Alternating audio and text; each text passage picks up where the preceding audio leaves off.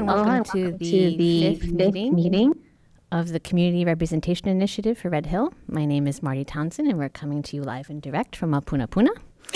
The CRI was established pursuant to the enforcement action that the EPA negotiated with the Navy as a result of the jet fuel that leaked from Red Hill and ended up poisoning the drinking water for 93,000 residents on Oahu.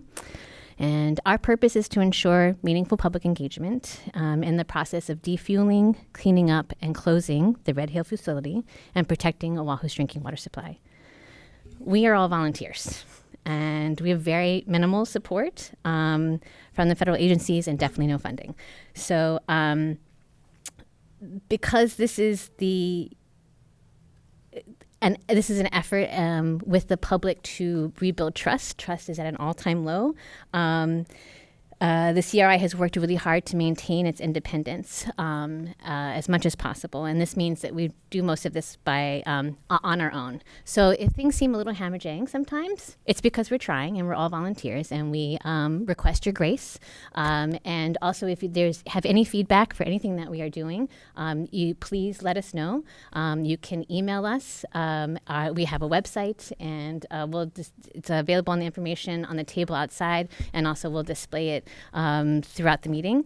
And we are literally building this plane while we're flying it. And some of those activities include updating our bylaws and our procedures and practices. And if you are at all interested in helping this fledgling experiment in community-led self-governance and in community-led accountability, please look us up and please pitch in and help. We are going to begin. The agenda is posted on our website and also available on the papers outside. There's also food. If you are hungry, please feed yourselves.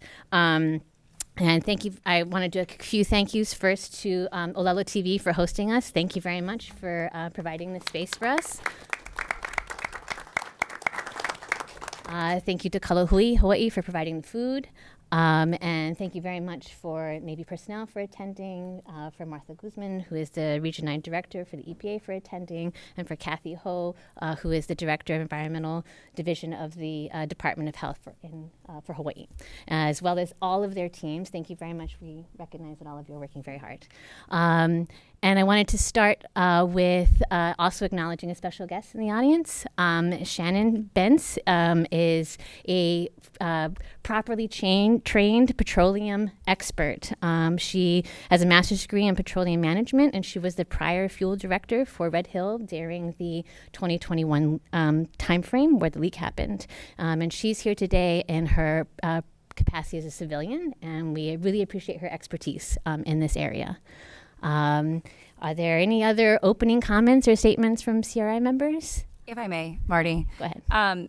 My name is Mandy Fine. For those who don't know, I am an active duty officer, but also here in my civilian capacity. And I get questioned a lot. I just did this morning by Marty. How is it that you still continue to don the uniform and still serve in the military after the Navy has poisoned your 1- and 3-year-old children? And it's a tough question to answer, but one of the main reasons is because of people like Shannon Bentz. And so I just want everyone in the audience and those who are listening to know that there are good folks who serve, and that in a room full of folks who are part of a cover-up, there are still officers and leaders out there who have the courage to come forward. And so I think I speak for every impacted family. Shannon, I am forever grateful for your courage in trying to sound the alarm early to prevent this catastrophe from happening. And I also think I speak for this community when I say, with the ladies that are on your chest right now, you have an entire community behind you to support you. And it's your story to tell, and I hope that you're able to tell that soon. But thank you so much for being here. Thank you, Mandy. Susan? Yes, just real quickly, I wanted to thank the Kapuna at 15 Craigside for these beautiful tea leaf leis that we're all wearing and that are all decorating our table. Anyone else? All right, thank you. Then let's begin with the first substantive agenda item. There was as some may have seen on the news last night, there's been a surge in new reports of symptoms from people using the water, burns, chemical burns, digestion issues, harm to their eyes, injuries of various kinds. And we have been haranguing the Navy over this since October, and we've been confirmed that there is now 60% of the homes that are served by the Navy water lines have low levels of TPH in them. That's total petroleum hydrocarbons. And we're going to begin this part of the discussion with a presentation from the EPA and the Department of Health. You guys can take over. Hi, my name is Amy Miller, and I'm the director of the Enforcement and Compliance Assurance Division. And we have a presentation we wanted to share with you what we've been doing and looking at the TPH that we've been seeing in sample results, along with the complaints that have been received. So we have several parts of this presentation. First, we're going to have Chris Chen, who's going to come up and speak about the investigations he's been doing in talking to residents who have had complaints. And then Karine Lai is going to come up and speak about some of the work that's been done jointly with the Navy and Department of Health in looking at the data.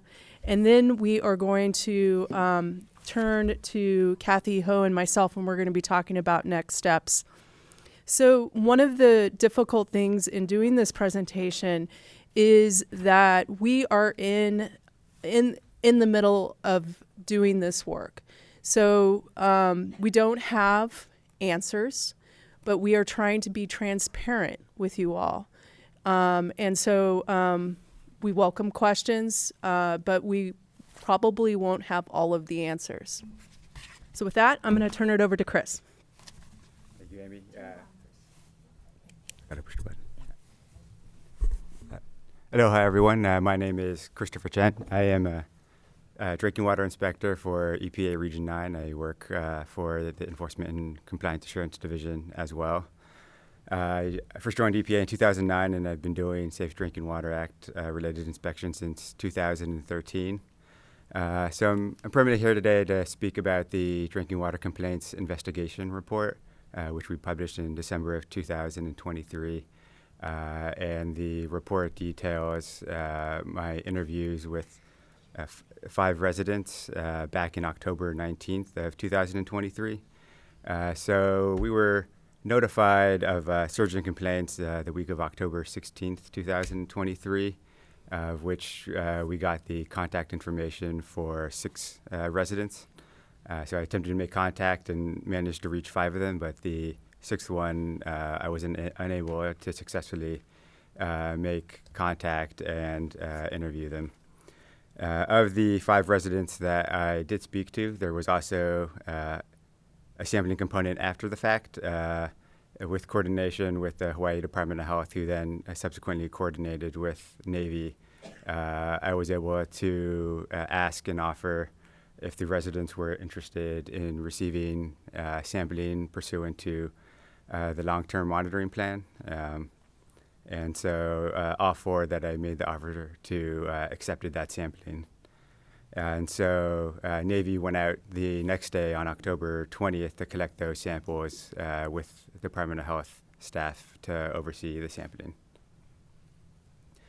Of the samples that were collected, 3 of the 4 homes had low-level detections of TPH in the 50 to 70 range. And I note that the method detection limit, as far as I'm aware, is 50 parts per billion. So it was just at the method detection limit, or just over that limit. But I know we're going to be talking about TPH later on. So I'll move on to my actual focus of the investigation, which was more on the complaints. So in terms of the findings of the report, first in regards to the Navy's response, everyone agreed that the representatives that did show up were always very prompt, kind, and respectful. But there did seem to also be a consensus that the communications could be improved by the representatives that did show up.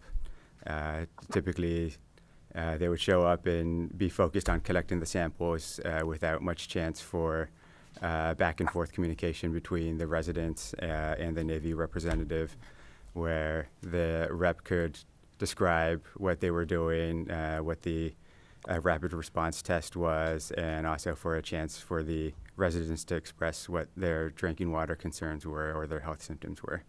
So, and then there was also some trouble with residents acquiring the results of their rapid response tests in an easy and timely manner. In regards to the drinking water concerns, while there may have been some one-offs, I think one of the common themes was the observance of skin irritation and or rashes. And it seemed like from the way that was described by the residents that there was a correlation or connection with showering and bathing. And then lastly, in terms of the observations, 3 of the 4 homes had observed some sort of sheen in the past year. And I personally observed sheen at one of the homes. So based off of those findings, I made a few recommendations. The first was to improve training for Navy representatives to ensure that communication between the representatives and the residents was better and was more effective, so that the residents could understand the scope of what Navy was doing while they were in the home, and then also have a chance for the residents to describe their drinking water concerns and their symptoms so that the Navy could fully understand the extent of their issues. Also recommended developing a one-page pamphlet just to ensure that all residents receive some of the more important information that can have that readily available even after any Navy representative leaves, so that they could have resources and call back to some of the more important information. I also recommend that the low-level detections of TPH and the sheen be further investigated to determine what the potential causes of those can be, and determine if it's fuel-related, and if it's not, to conduct a further investigation on the root cause to figure out what could be causing if the TPH and also the symptoms that the residents were experiencing. And then lastly, I also recommend the provision of alternative water after a resident files something with the Emergency Operations Center until they receive the results, or if it's part of an investigation, until the conclusion of the investigation. Also, segue, I just wanted to briefly discuss that since October 2023, including those complaints that we received, at least I can speak for EPA, we've received approximately 40 complaints that we've had specific contact information where the follow-up could happen.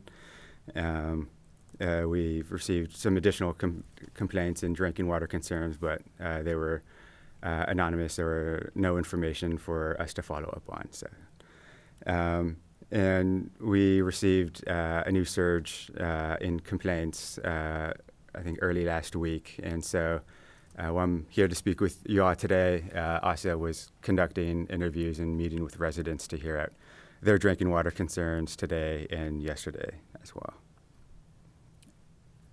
Thanks. That's all for me. Thanks, Chris. And I'm going to have Corrine switch out with you, and she's now going to give a presentation, okay?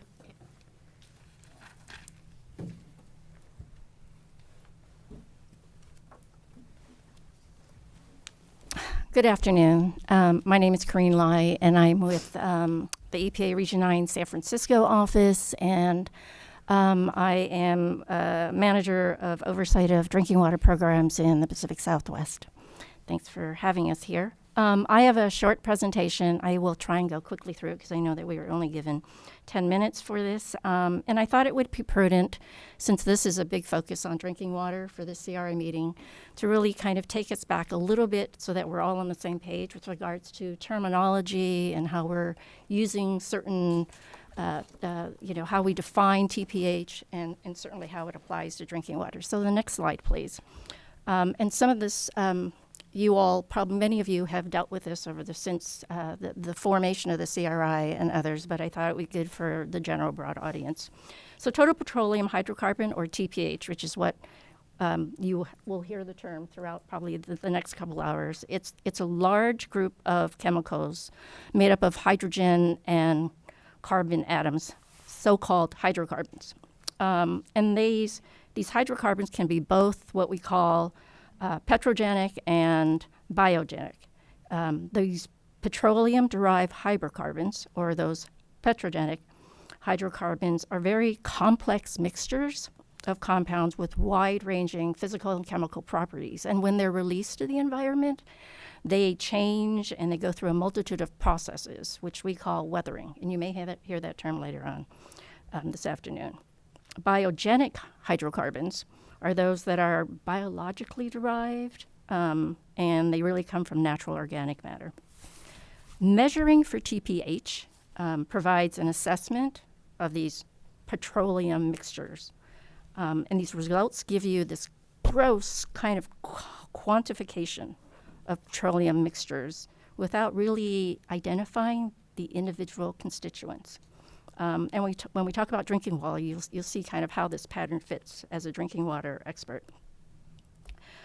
These petroleum-derived hydrocarbons are then categorized based on their size and on their properties, and then measured in like these TPH G ranges, the D ranges, and O ranges. The test methods used for TPH are non-discretionary screening methods, and they really just detect and enumerate kind of what's in this mixture, and it doesn't really solely focus on petroleum-derived hydrocarbons, but it could also include some of these biologically organic hydrocarbons from naturally organic matter that can also produce a hydrocarbon signal in that TPO G and D range. So again, I just want to kind of put that out on the table. Next slide, please. So when we get to drinking water, and I've been in the drinking water industry and working on drinking water programs for upwards of 30 plus years. I'm not going to date myself. But the Safe Drinking Water Act and its implementers are very, very prescriptive. You wouldn't want it any less. I mean, we're talking about public health protection. With few exceptions, EPA regulates drinking water using discrete specific contaminants, where we have information that it causes adverse impacts and it occurs at a frequency and at a level of concern. TPH is not a discrete compound, so there's no federal standard for TPH, and it's likely that the agency would never put forth a drinking water standard for TPH. Rather, we really look at kind of the toxicity of individual compounds that make up TPH mixtures. And we look to see if these constituents have risk screening factors or where we have regulatory standards, like BTEX or benzoate, which we're testing for in the Navy's water system in drinking water.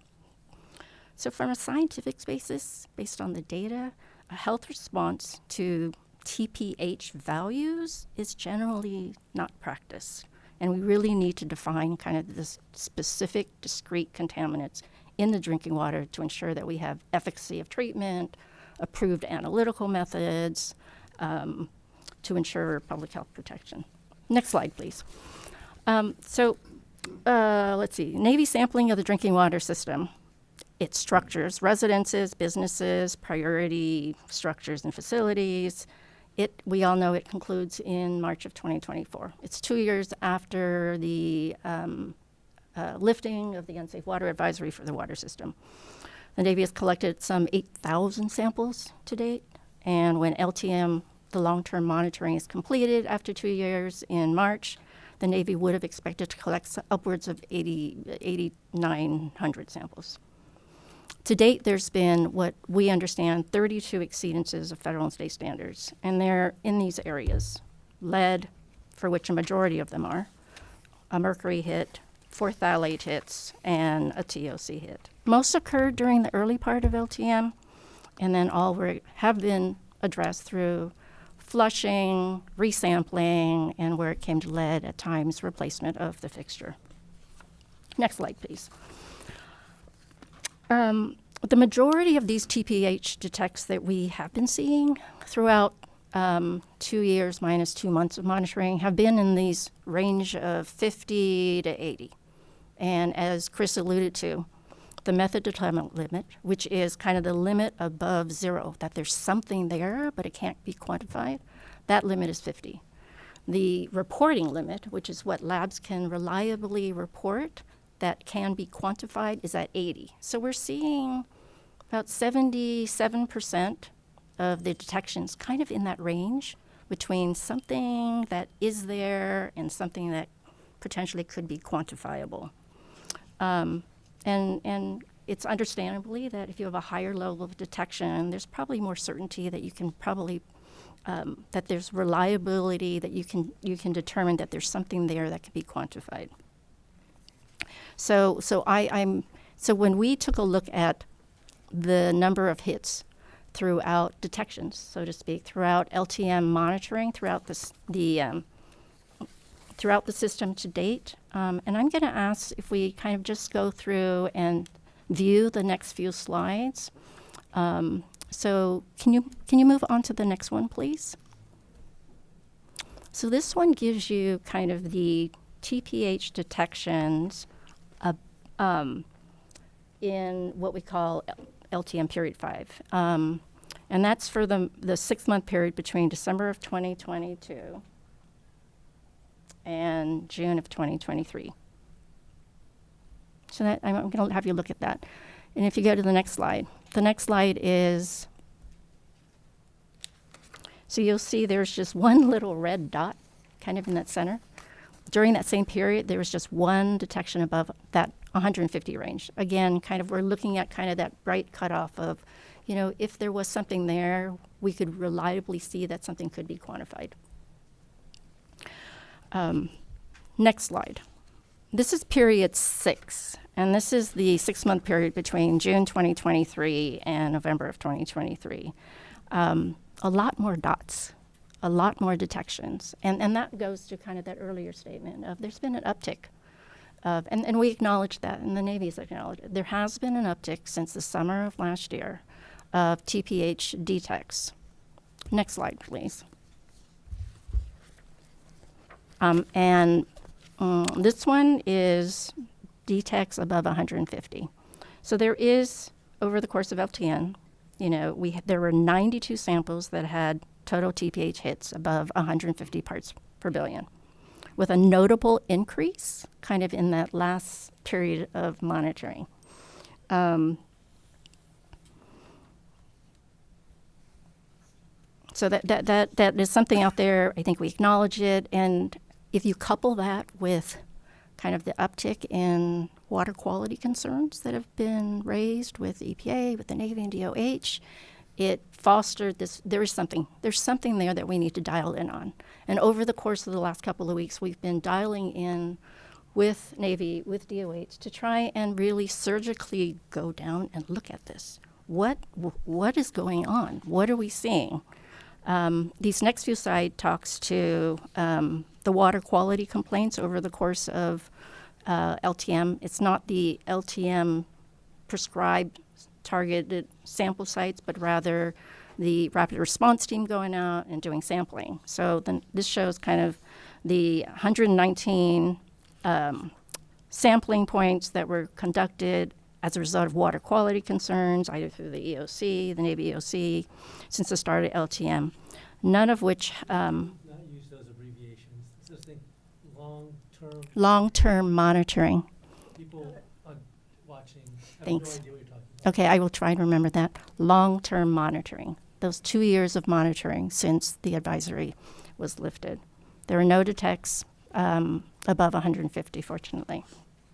I did want to also tell you that, during the course of drilling down into the data and doing more surgical look into the data to try and again, this is a work in progress, working with the Navy and DOH. Next slide is is that question. What is going on? Next slide, please. What is the makeup of what we're seeing most recently? And you'll hear in the news, you'll hear in press releases, this notion of chromatographs and fingerprinting. And these chromatograms are charts. Again, TPH gives you broad, gross look at what the petroleum mixture is. The chromatograms are charts that separates those compounds of mixtures, and you're allowed to kind of like overlay fuel chromatograms with what might be in your product sample. And when the chromatograms break it up so that you actually have a fingerprint or a pattern, and you compare those patterns. And based on preliminary findings by EPA of a very limited sample set of the 9 highest TPH values over these last sampling period where we're seeing this uptick, we were not able to link JP5 to that. And so, it asks the question, then what is it? And as a result of that, we've got a lot of our subject matter experts now really drilling down, looking at additional analytical methodologies, trying to do more microscopic looking and higher resolution, and we're pulling in kind of our experts from our national office, such that we are moving fast and furiously and continue to invest time and effort with our Navy and DOH to try and get a handle on what are we actually seeing. And with that, I think the next slide talks to Navy's efforts currently. Thank you for this opportunity. And before I turn it over to Captain Sullivan here, I want to say to everyone that my name is Steve Barnett, and I am the Navy Region Hawaii Commander. I am also the Navy Closure Task Force Commander, so that's my relationship here. And I just wanted to introduce who's going to be speaking on our behalf here. First, I understand that the Navy owns the responsibility for why we're here right now. But we're working with the regulators, the stakeholders, and the community to decommission, close, and remediate Red Hill. So as I sit here right now, I'm reminded of our common bonds. And for my almost 2 years here, it's a daily thought of our common bonds. Hawaii is our home, and we all want to say same things. I want to close Red Hill, I want to protect the aquifer, and I want to protect the water for our families, for ourselves, and for our future generations. You'll see the Vice Admiral Gray is here, and he is my boss, and he is the leader of all the naval installations across the world. So I brought him here with some of his team to help me get at this and work with the Department of Health and also with EPA. Obviously, we know General Link, and I think she may have something to say a little bit later if anything comes up regarding the actual defueling process. I think we know who Captain Sullivan is, James Sullivan. But there's one other person that I wanted to add to my team. It's Justin Nui. He's in the back right here, and he'll say something just a little bit later. I know the CRI has been working with individuals and the signatories of the Administrative Consent Order, also as we call it the ACO, and I know those folks are located in D.C.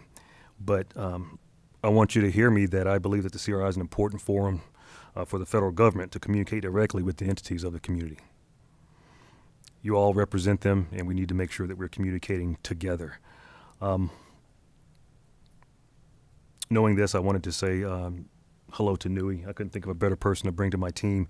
He's going to be your primary connection as we work through this process. He may look a little familiar because I was able to actually get him from the actual JTF to bring here to help us through this process. I trust him, and I think you will find the same thing. Nui, is there anything that you wanted to? Yeah, you want to go ahead. Okay. And that's okay. No, and I'm sorry. Regarding the swarm team, when I saw this was happening, I wanted to make sure that I reached out and brought in a team of experts, not just Navy experts, to see, hey, we've had an uptick in calls.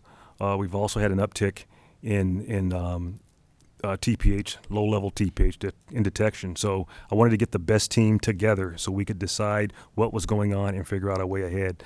One of the things that we did, and Captain Sullivan is going to talk a little bit about it, is the swarm team. And pretty much, I know it's a military term, but what we like to do is get as many people from as many different disciplines together to actually do that. James?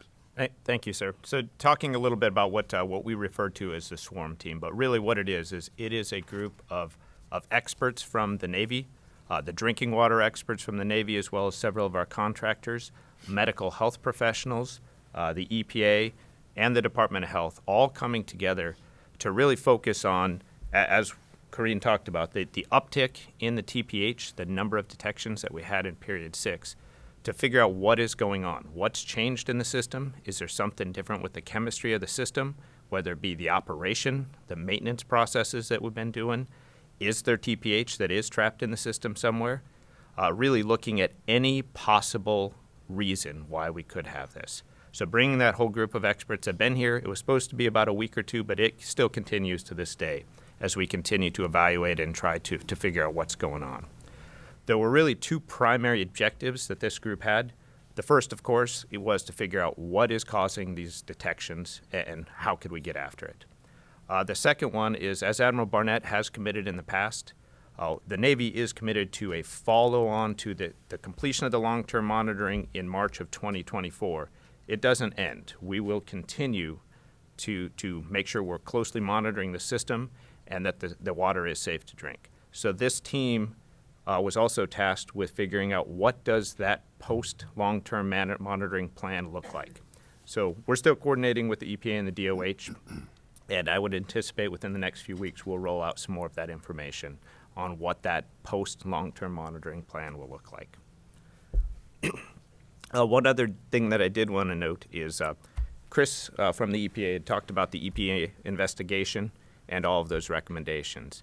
The Navy is taking action and has taken action on all of those actions. We're not perfect yet. We still have some work to do with our rapid response teams.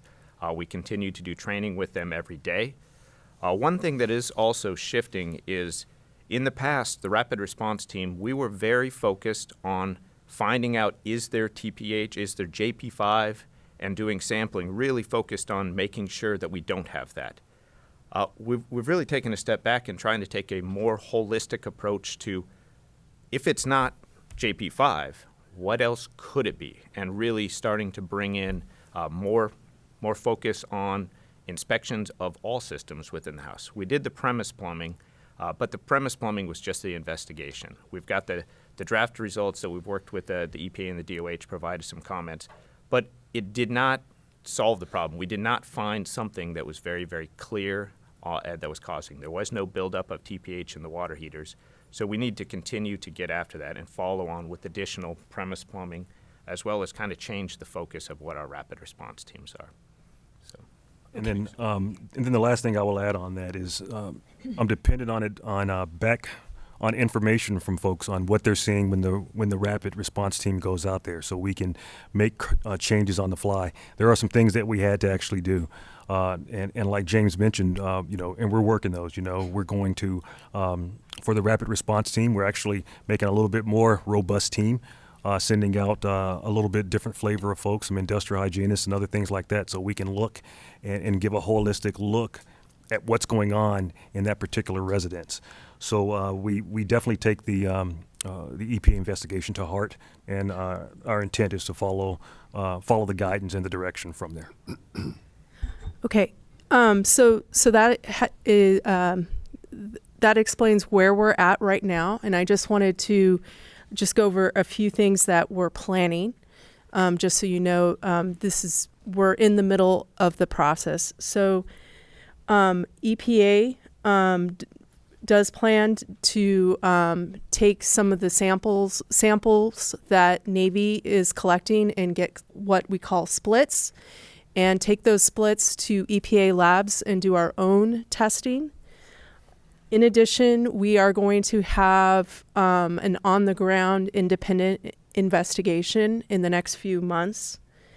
And we did send a letter to the Navy to extend the monitoring plan so that it's subject to the administrative order on consent. So it will be incorporated into the 2023 consent order. I want to turn to Kathy if you want to add what DOH is doing. Yeah, thank you. Kathy Ho, Department of Health. So what I wanted to say is, and I spoke to some of you yesterday, that the Department of Health has started its own investigation.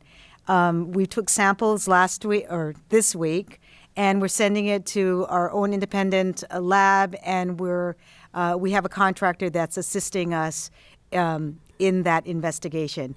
We haven't told EPA or the Navy or anyone what the method in which we are sampling and what we're sampling for, because we didn't want them to be biased by our methods, and we did not want to be biased by the method. So we wanted it to be two completely separate and independent investigations, and then we'll come back once we get our results. We'll be able to come back and it will be completely independent.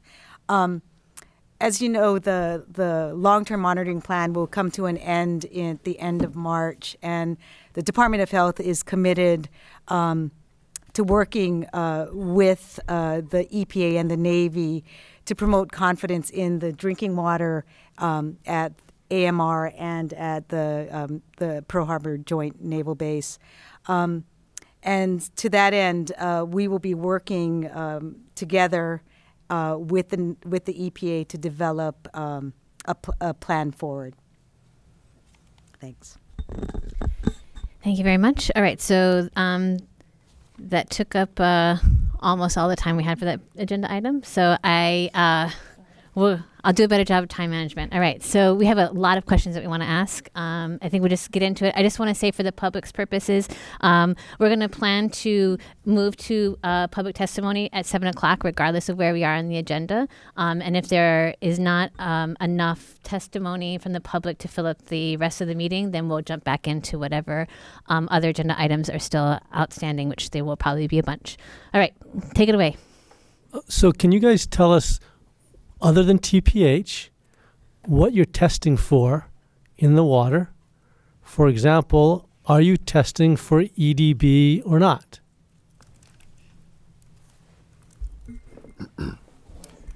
That goes to EPA and Department of Health. Go ahead. So currently, under long-term monitoring, we've got some 40 chemicals that includes TPH, as well as other unregulated contaminants that have potential toxic constituents that we are interested in looking at. Sorry, I didn't have it on. So we are testing for some 40 plus constituents in drinking water, many of which we have regulatory standards, some which we don't, like TPH, but we are also including 3 other what we consider potential constituents that might have toxic effects. They have been monitored as part of long-term monitoring since March of 2022. In answer to your question about EDB, we have not included EDB, and that's something that we have kind of considering going forward. Instead of considering it, will you do it? We've been asking you this for many months.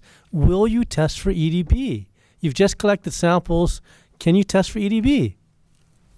Or maybe the question could be asked, why not test for EDB? My understanding from discussions with our colleagues that have been working on the groundwater remediation side and have looked at kind of have worked with the Navy to look at the results of the fuel constituents, have not found EDB in the fuel itself. So we didn't. So you have tested for EDB then? They looked at the fuel analysis, but because EDB isn't as part of the composition of the fuel itself, we opted in long-term monitoring not to include EDB in our sampling. Who's telling you that it's not in their fuel? So our team who's working on the remediation has looked at samples of the fuel. From the tanks? I don't know. Matt Cohen, are you there? You want to?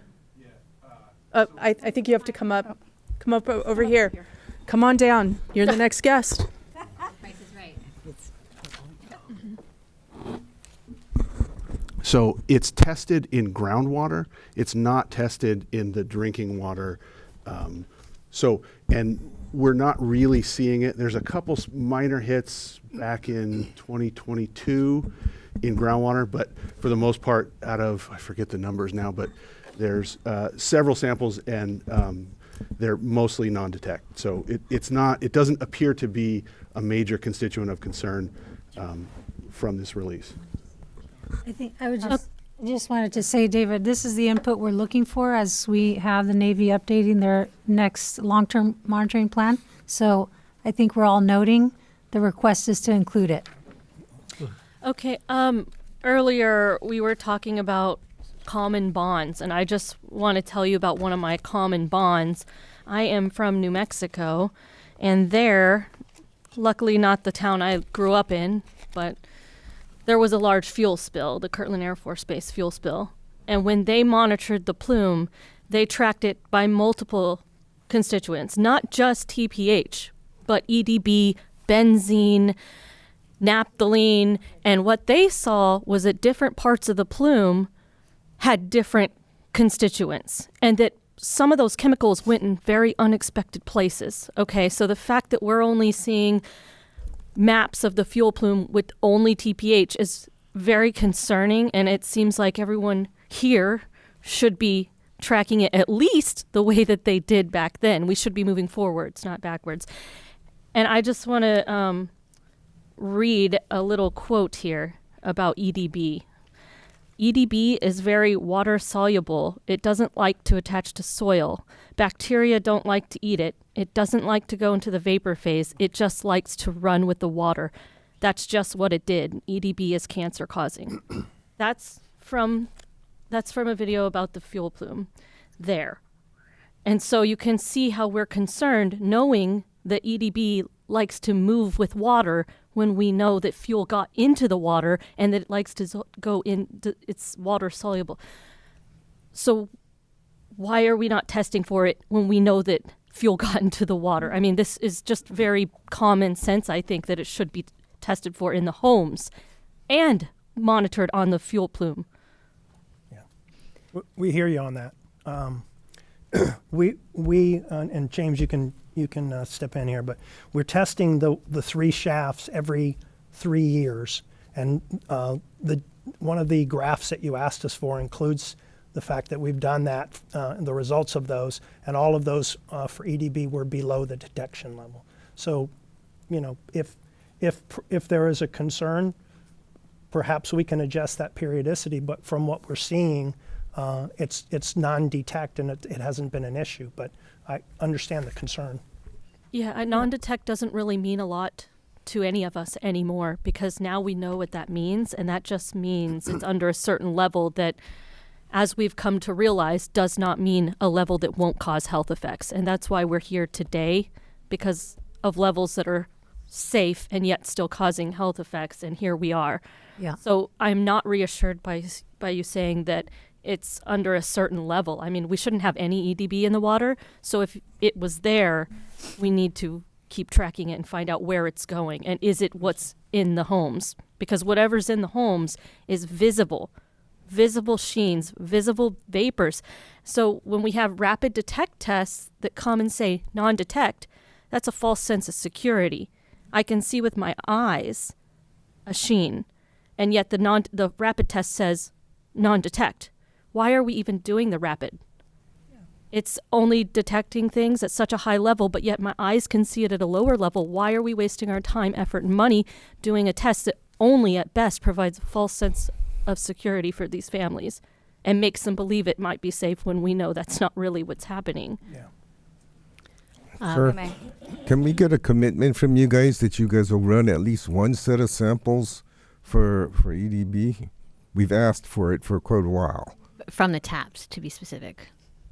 I'm sorry, I didn't understand your question. Can we get a commitment from you that you guys will take one set of samples, or at least one set of samples, and have them analyzed for EDB? I will commit to that. However, if it's not going to help, if a non-detect from an EPA certified lab, if you won't accept that as valid evidence, then what's the point? I mean, I'm happy to do that, but I think this is, thank you for saying yes to that first part, because this is a component of the long-term monitoring plan. Just as we did in the incident initial long-term monitoring plan, where if you don't have exceedances, then of course you're not going to continue to look. I think this is a distinct issue because on the terminology, it is very frustrating, and we should maybe take that back.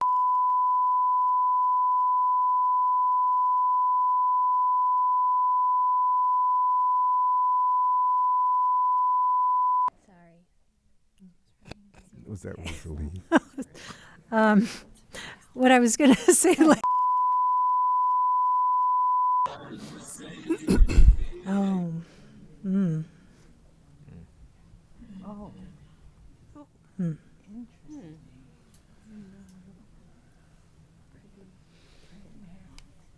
Go ahead. All right, let's carry Okay, on. I'm going to proceed. Just a couple of points that the terminology when there is an MCL. Oh, geez. Somebody's bombing Yeah. the Zoom call. Okay. Well, Yes, some. okay. Carry on. Okay.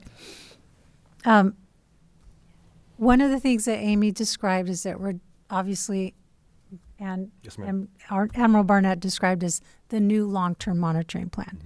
And the point you made, Lacey, is correct. What Corrine was saying, we want to get to the constituents that have these concerns. Holy mackerel. Oh, God. Okay. Okay. Turn this off. Turn it off. Who's monitoring the Zoom? All right. Should we take a 5-minute All break? right. I'm sorry. We're going to have to abandon the Zoom effort, but we're going to continue to carry on with the meeting. Apologies. Okay. Ma'am, we will definitely, as we develop the long-term monitoring, the follow-on to the long-term monitor, we'll take that into Yeah. consideration and work with you. Yeah. So, Walter, to your point is, yes, I think we have agreement to look at EDB, and we'll treat it like all the other constituents that we want to incorporate, all these other risks. And we also need to take back this terminology conundrum, because when we have the MCL, we use this terminology of non-detect when it doesn't exceed the MCL. Now we're looking at this swarm effort is looking beyond that because we're trying to find the source of the problem. So we are looking at any detection levels to try to figure out where is this coming from. So it is a separate question than are we exceeding the MCL or not. So in this context for the long-term monitoring plan, we will also take back the question of the terminology that we're using even when there is an MCL in place. Well, I think Thank you. Martha, Could I that- also correct one thing that was said? I did not say that we wouldn't accept an EPA certified test. In fact, the rapid test is not EPA certified. So Understood. I was specifically talking about the rapid test. okay, fair enough. Well, I think you one for of the things about the non-detect, in the earlier reports, all we got was non-detect. So, obviously the minimum detectable level will vary for different labs, different kinds of procedures and stuff. So if the report also provides us with the MDL or the minimum detectable level, then we can understand when you report non-detect. So it was just I'm saying it's just a matter of reporting, Sure. but it got to be a point of contention when we could not get that information. Yeah. So Yes, just give us the information, we'll figure it out. Sure, that Thank you, sounds sir. reasonable. Yes, sir. Perfectly. I have a question. Captain Sullivan, how many residential homes do you have on the drinking water system? How many homes are on the drinking water? Yes, sir. Give me 1 second. I'll give you the. Yeah, I believe it's close to 9,000, but I gave you the exact How many number. schools, sir? Give me a second. I can give you.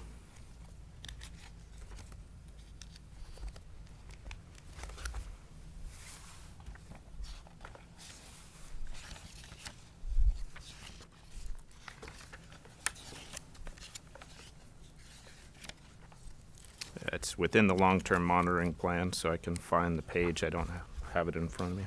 I'll wait.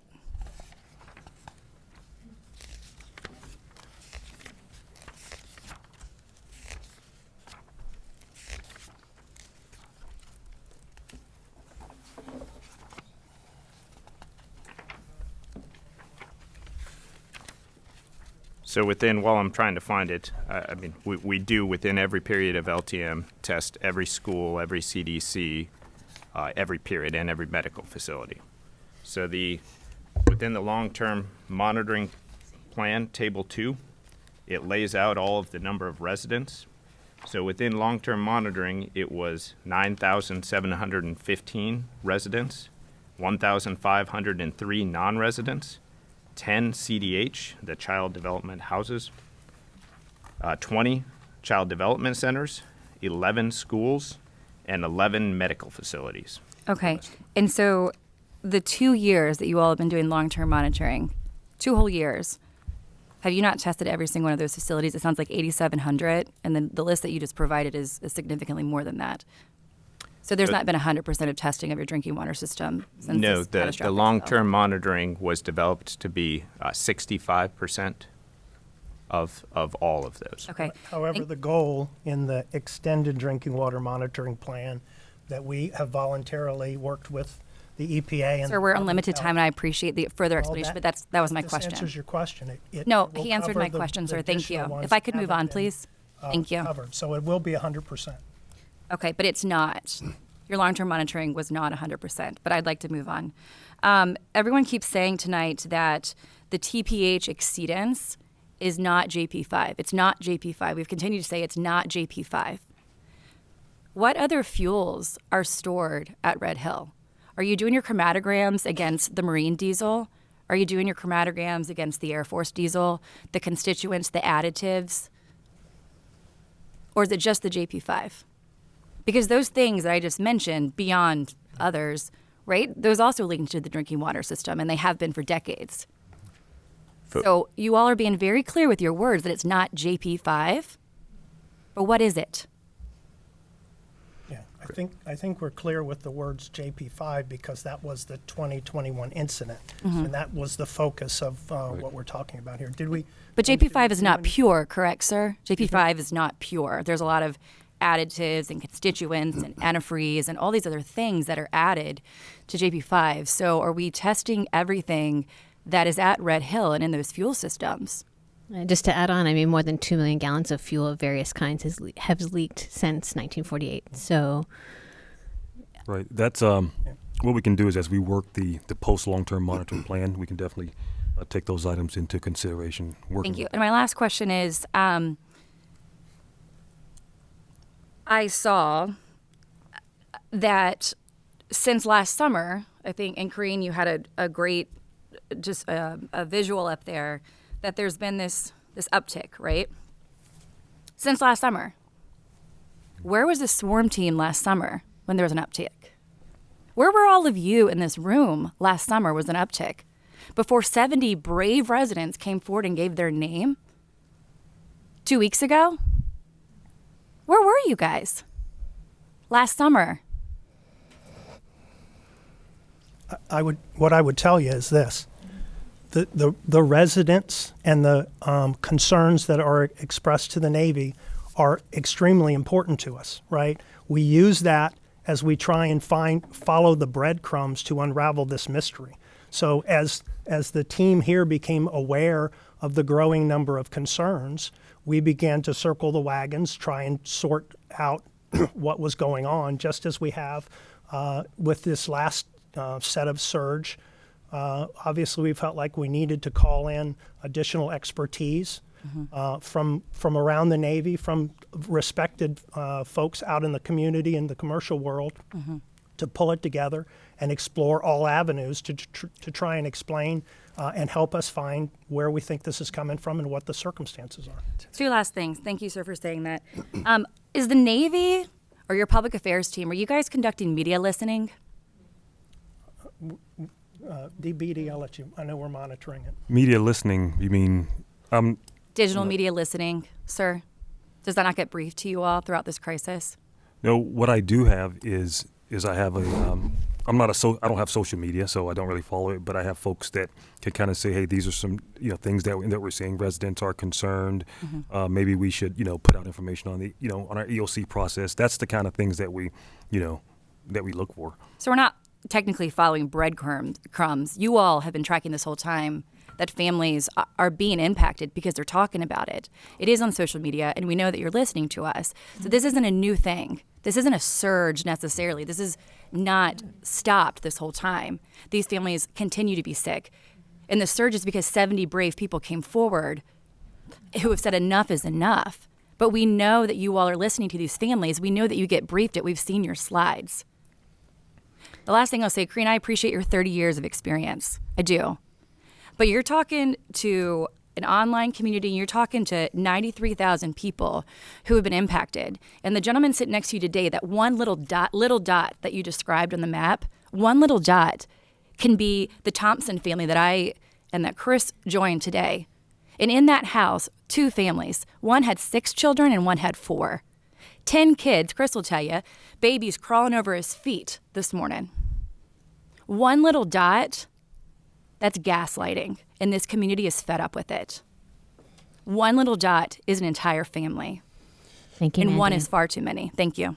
Okay, we've got Melody and then Susan. Can I just make a comment on that? No, I think we're good. No? Okay, I just want to follow up. I've got 3 questions here, and it's actually following up with what she's saying there. I mean, you folks have seen low levels of TPH since 2022. Why is it only now that the swarm team is put together? And for us, the CRI, we've been dealing with this for the last several months. And you folks have even missed the last meeting, and this has been important to us for at least 3-4 months now. And only now a swarm team is being put together. It just seems untimely. Okay, and does it concern you that there's been 2 detections of TPH at Waiava? Okay, now we know where the source is. It's not Red Hill, but it's Waiava. So what are you doing about that? And finally, when are you going to tell the public? Are you warning the public enough? Are they getting enough warning? Are you giving them water? Substitute water? We just want to know that. Thank you. Yeah, we are deeply concerned by this surge or uptick, right?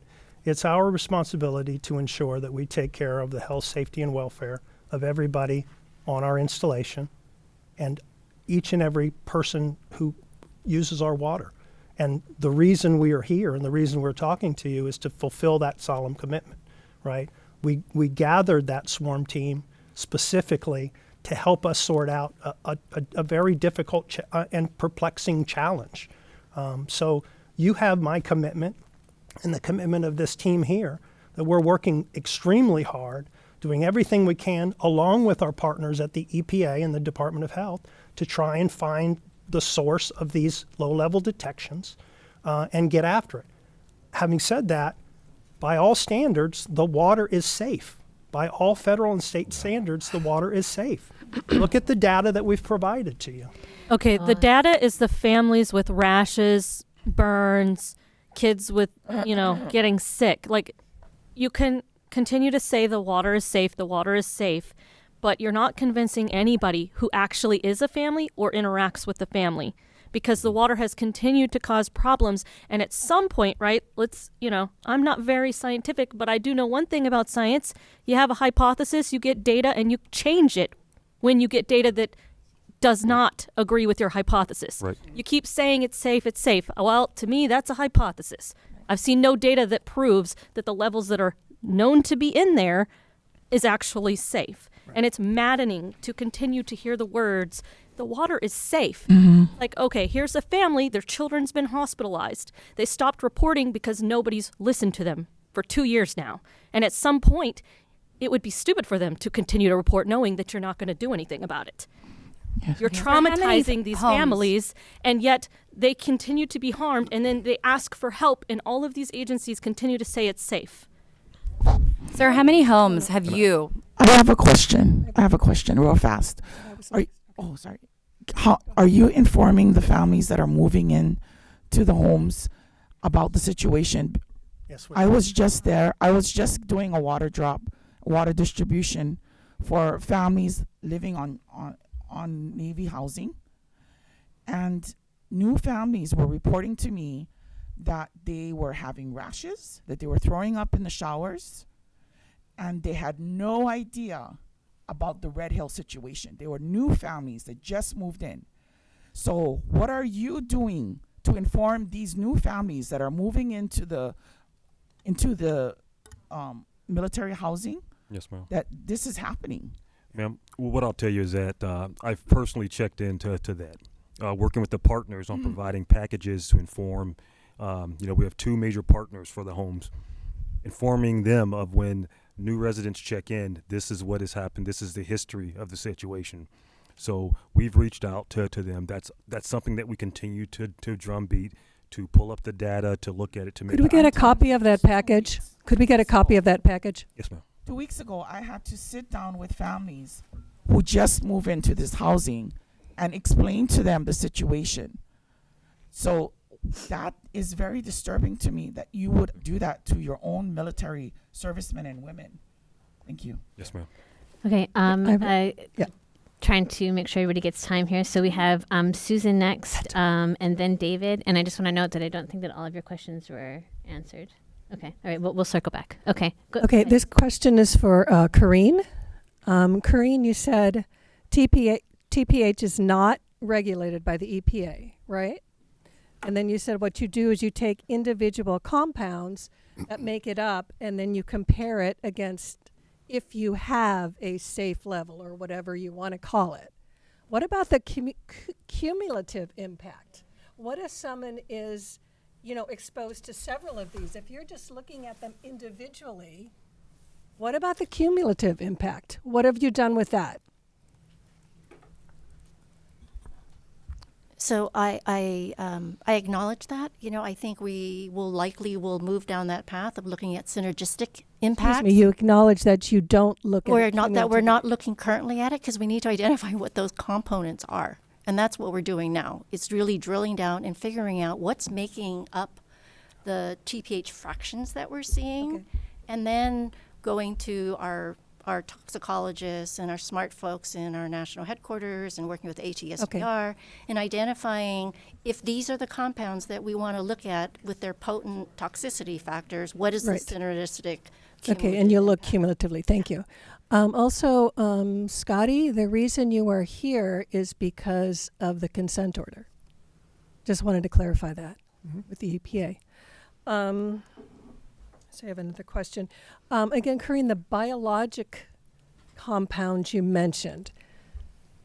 Any petroleum product is not a natural substance. I mean, it's not naturally occurring. Are you saying there's some biologics that just spontaneously show up in the water? I'm saying that in a TPH analysis, those can exhibit what looks to be a petroleum-related bar chart and a chromatogram, and you really need to kind of look at it. And you don't know that it is, but you don't know that it isn't from petroleum. Yes, we're still kind Okay, of I think that's dialing important to explain. It sounded like you were saying sometimes they're just there and they're not related to petroleum. You don't know. We don't know. Thank you. Okay, so David and then Walter. I want to ask some questions about the sheens. So, Chris, you said at one house you saw a sheen in the water. Did that sample of water with the sheen get tested? The water did not get tested. I wasn't there collecting samples. I'm finding this very frustrating that when residents pour themselves a glass of water and they see a sheen of water in their glass, you folks are not testing that water. And I want to elaborate on this a little bit. There's a principle that you're about to articulate regarding chain of custody. Chain of custody is a principle that is very important in the context of criminal law. Okay? It is not important at all when it comes to protecting public health. regardless of the chain of custody, if a resident pours some water in a glass and there's a sheen in it, there is nothing legally or scientifically that prohibits you from testing that water. You guys need to do that because these sheens are appearing randomly. So if somebody calls you, Department of Health, EPA, or the Navy, and they have a glass of water with a sheen on it, you guys need to test it and stop coming up with excuses. I'd just like to add, I did not collect tests, but the Navy did collect a test the following day. So within one day, What's the result of that test? What's the result for that house? I'd have to look in my report, but it was probably where the Can you 50 or check and then something. come back? Yeah. I mean, Let him check. and then what you're going to tell me is the number is relatively low. Right. And that tells us, which is what a lot of people have been saying, is your numbers that EPA and DOH use are too high.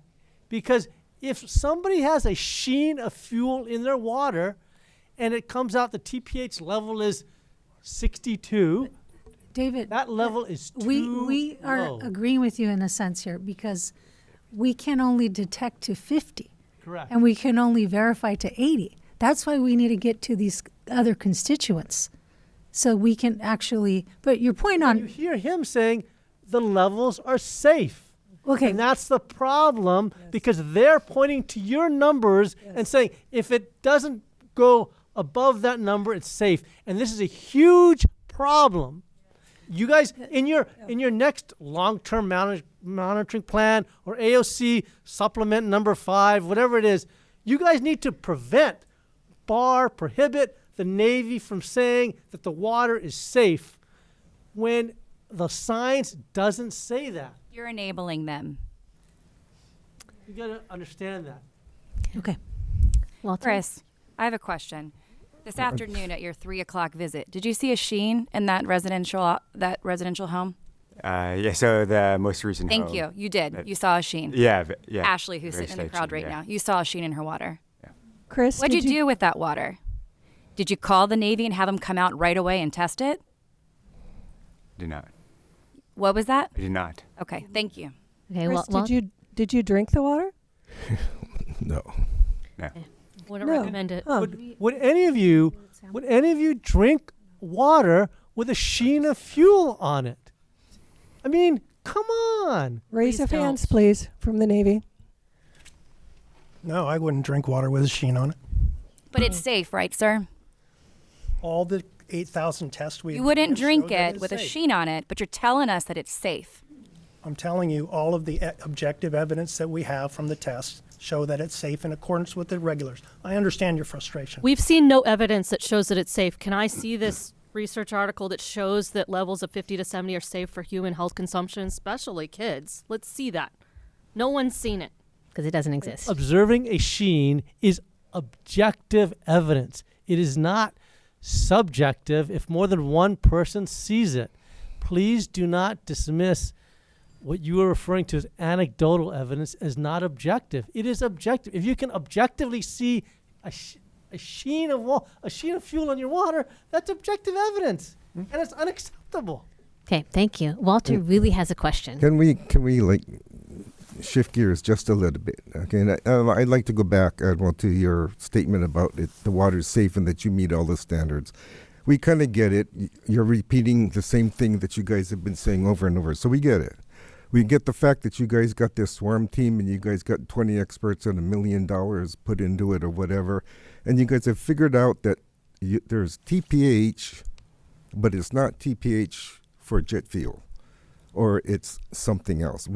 You admit that you don't know what it is, and we can't figure it out either. So you guys don't know what it is, but you know people are getting sick.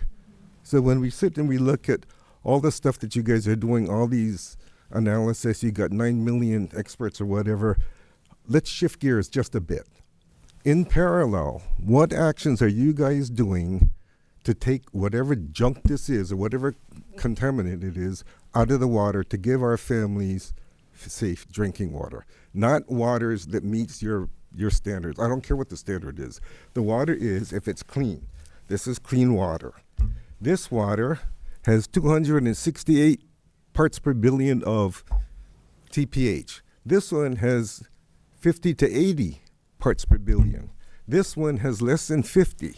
You know what the commonality is? There's a contaminant in all three. And none of you guys would drink it. And we have children drinking it. The issue is, can you give me a system, a filter, something that will take it out so that I get clean water? And we give them clean water. And in the meantime, while we're screwing around doing this, let's give them alternate water. We visited a family today with six people in it. 6 people. You guys gave them 24 gallons of water. Okay, so 24 gallons of water. The EPA website says the average person needs 86 gallons per day, per person. You gave 6 people 24 gallons and I guess it's once a week or a couple of weeks or whatever it is. You can't even bathe in that water. So if we shift gears, please go out, figure out what this thing is, do all the stuff you got to do. But in the meantime, you guys, the Naval Facilities Command has got engineering services. You guys got experts in there. You guys got damn good engineers. General Lynn left, but the Army Corps of Engineers got resources, experience, expertise. You guys got all kinds of knowledge and abilities to be able to build something that will give our people clean water. Rather than, I appreciate looking at all this stuff. Kind of pisses me off, but it's good. You guys are analyzing, you're looking at stuff. I would like to see a chart. I would like to see proposals on what you guys are going to build to fix this thing, or if you're going to rip the piping system out and change it or whatever. So I understand you're trying to find the source, you're trying to find out what it is. In the meantime, though, people are getting sick and you're giving them water that they can't really drink, that they can't absorb. And one other comment I want to make about this rashes and skin irritation.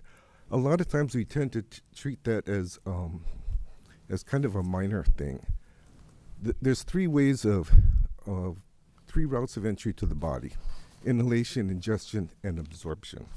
If people get that water, if they take a shower, if they take a bath on that water and it gets on their skin, it gets a rash and there's an irritation, that's one thing. But keep in mind what that is, it's the entry of a contaminant into the body that has caused some irritation, but this contaminant is now inside their body. It gets into mucous membranes, into their blood, into different organs. You are exposing people to stuff that we don't even know what the chronic or the long-term results are. The fact that a child takes a bath and a couple hours later is throwing up is an acute response. But keep in mind, what is the long-term response? What else can you guys do? So we can argue all day long about this technical stuff, but I would like to see engineering stuff, get in there, build something, buy something. There are reverse osmosis plants or containerized plants you could buy, put it into the system somehow, figure it all out. Corinne's map that showed all of the yellow dots with all of the positive samples, that's your water system. Your water system is contaminated, whether it's 50 parts per billion or 150 parts per billion. There's a contaminant in that system, and you're giving it to your people. When you say it's safe, the very definition of that word means no harm. That's what safe means. If I'm feeding you this water and you're getting sick, it's not safe. It is not protective. And you can't say it's protective if you don't know what it is. So, making a public statement that's saying the water is safe and it's protective is in total contradiction to what we know, and it hurts your credibility and our credibility in order to be able to work together and try to figure out something. Yeah. So, let's change the language if you can, but more importantly, come up with an engineering solution. There is tons of stuff out there. You guys got the expertise to do it. Sir, we'll take a look at that. Yeah, thanks. Yes, sir, I will. Appreciate that. I we all have children as well, right? There are no evil people on this side of the table. We're working hard every day to make sure that we're taking care of our folks, right? I mean, it's part of why we're here. It's part of why we continue to serve. And I hope, be honest, I hope there's nobody on that side of the table that believes otherwise. I believe otherwise, sir. I'm sorry to hear speak that. For myself. I'm sorry to hear that. All right. We are looking at other. It's now 6:15, and we still have several agenda items. Are we ready to move on to the reporting? No, you have questions still? I want to know. Go ahead. You Yep. guess that. Okay, one last thing. One of the things we have been repeatedly asking for over and over again, and I think it's worth noting that all of these sampling and testing procedures, everything we're talking about, it's been the cold water. When we go into the homes and the families are only using the hot water, the sheens are obvious on the hot water and not always on the cold water. So the fact that you saw it on cold water is extremely alarming. I would hate to see what the hot water looked like. Why are we still not testing the hot water? We know that's the problem. And to look the other way, I'm not accusing anyone of being evil, but I am accusing everybody of being a bystander. And that's just as evil when you're not doing something and you know the problem. Yeah. Well, let me. So, I hear you. We are beginning to test the hot water. We did do the premise plumbing study, which included testing the water in the home and the water from the hot water heaters. So I think, and Admiral Barnett and I discussed earlier in the week the desire and the need so that we do build trust to test the water, the hot water and the hot water heaters. We're going to. As of today, they're still not testing the hot water. Well, we just had this conversation, and in the premise plumbing study that we did on the number of houses that were included in that, they were tested for those. But going forward, as you suggest, and I'm happy to do that, we will test hot and cold water. Great. And very quickly, how many hot water did you how many hot water gosh, I'm blanking on the word. Heaters did you test? How many did you test? James?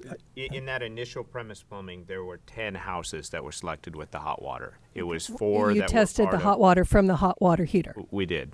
Okay. And going forward, as the Admiral's mentioned, when we get a concerned resident that calls in and we're sending out the rapid response, we're going to continue to learn and adjust and grow and try to be much more proactive and not just ruling out JP5 or TPH, but also looking at what else could be going on in that house. What other water quality issues could there be, to where we could add a qualified water inspector to go out with that team and not just do the sampling, but also look around. The premise plumbing looked at water heater temperatures, it looked for biological, it looked for bacterial growth, all of those things that are not done right now, had not been done on any of our rapid response.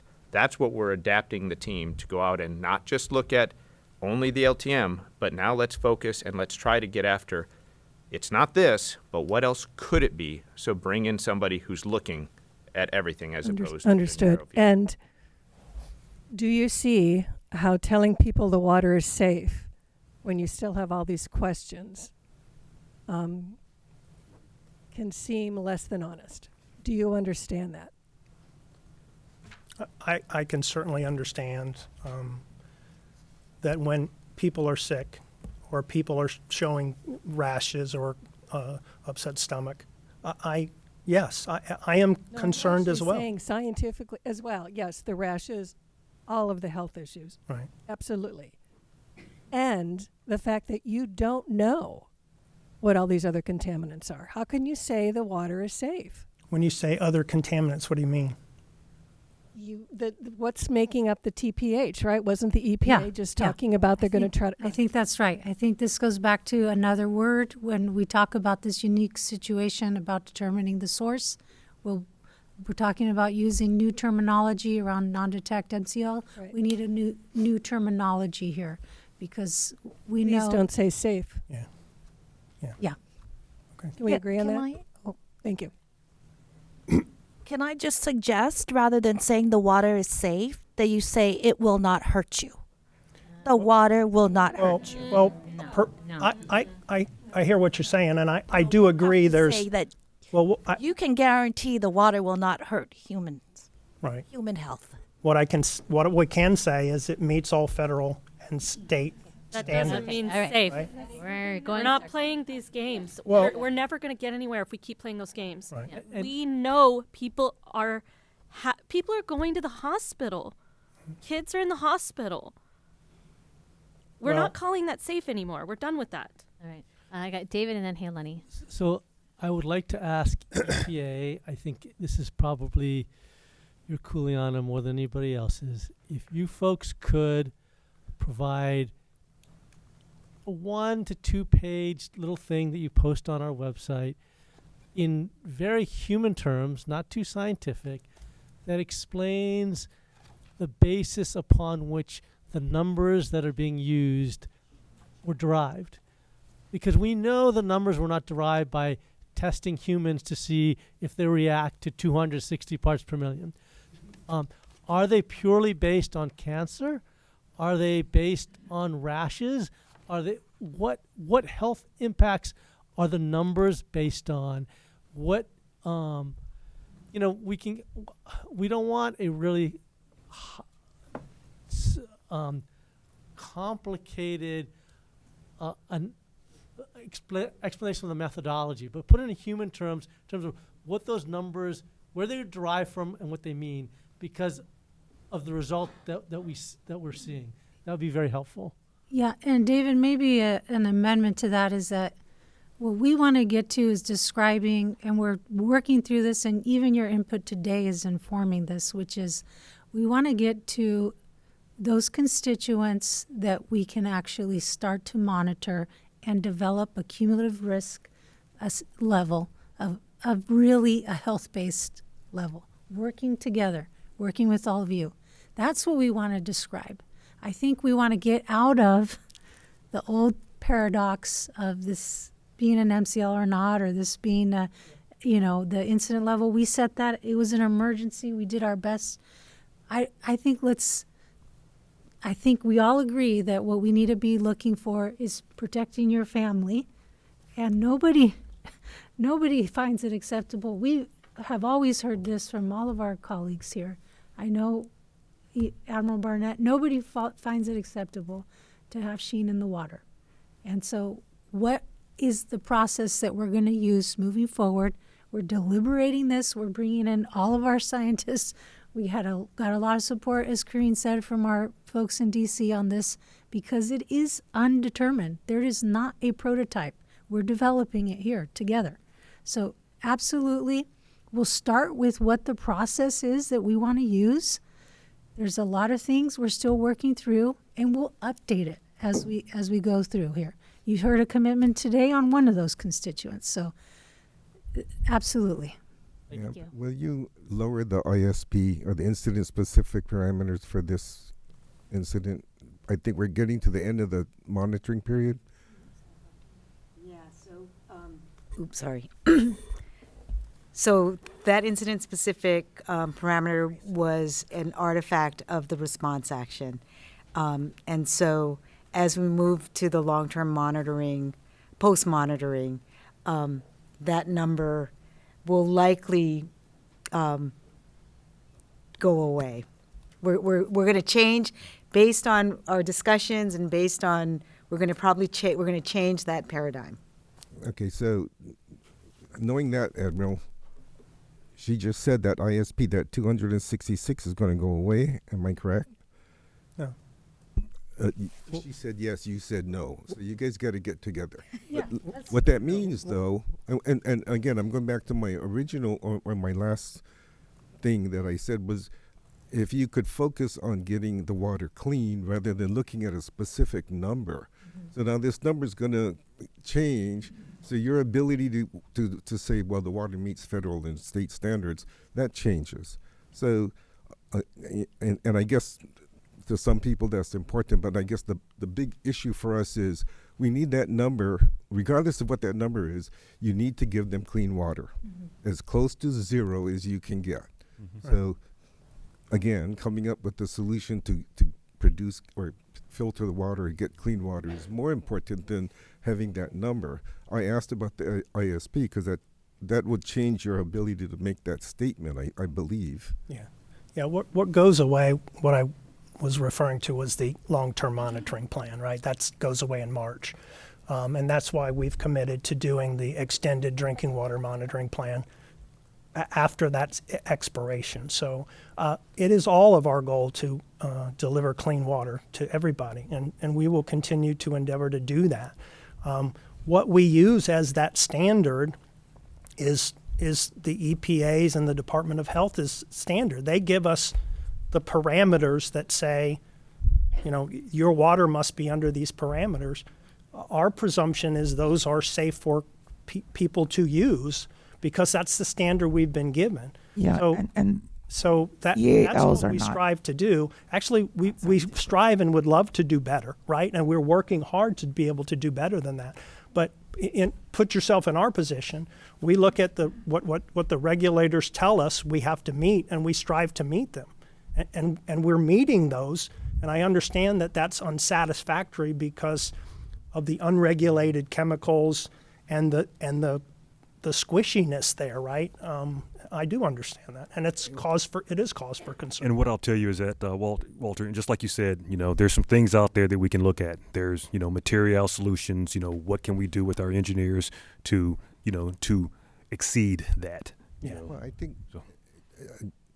We are looking You at just those said- options that you spoke about earlier. You just told me to put myself in your position. And if I was in your position in the Navy, and knowing my experience with the Navy is you guys can do a lot of things. Right. Mm-hmm. Okay, you guys operate vessels that can start a war. Mm-hmm. So with all of your ability and all your knowledge, you're going to rely on somebody giving you a number knowing that your people are sick.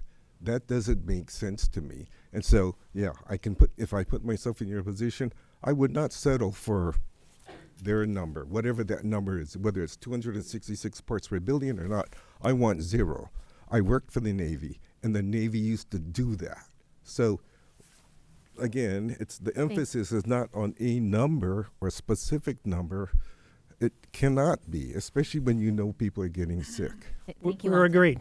I agree. All right, we're going to give Helani the last I comment think on it's this. important to give these residents as much information as possible. Yes, ma'am. So they can make the best choices for the health and welfare of their own families. Agreed. Whether or not it's under or above the number. And we have problems with the EALs that the Department of Health has already put out. And I know the Board of Water Supply, Ernie Laus here, has issues with the EALs. We've read the memos. So there are real issues with the number issue, and I thank Walter for saying that. But you need to give information to the families so they can make the decisions based on what the information says. Agreed. Admiral Barnett, I would like to see you go out and go door to door to each family and give them, the new families especially, the background and information on about the water and Red Hill. Yes, ma'am. Why aren't you guys doing this? But I would like a promise from you going forward that you will do this, that you will give them the information. We are doing that next week. We are meeting with all of the leadership teams from all of the commands on the base, and we will brief them on the actions that we're taking, what we're seeing in the water, give them an opportunity to ask questions so that we can answer those. And then the expectation will be within 2 weeks, all of those command leadership teams, along with their ombudsman or first spouses, will go back to the families and explain what we have provided to them next week so that everyone is fully informed about what's going on. And then, in addition to that, and you are right, it's when they come in to sign the lease, the package that's actually there, and coming on island.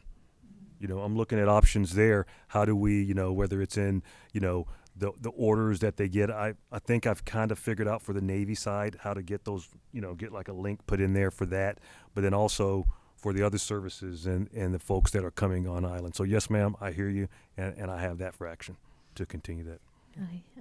Danny has a question. I have a question. So does that mean that families that are currently arriving are not receiving any briefing to this effect? What they're receiving is, from my understanding at the partners, there is information there. And I know we have 2 partners. There's an Air Force side and the Navy partner. So I'm pulling the string right now on the Air Force side. But I know on the Navy side, I've seen the paperwork. I've seen I think there may actually be a signed acknowledgement that you've been briefed. But I know when something that's important is this, when you first get on island, there's a lot of things that are going on. You get a package, you get stuff, here's an app for repairs to the house. I just want to make sure that we get that eye to eye with someone that says, do you understand me? Do you hear? And that's what I owe.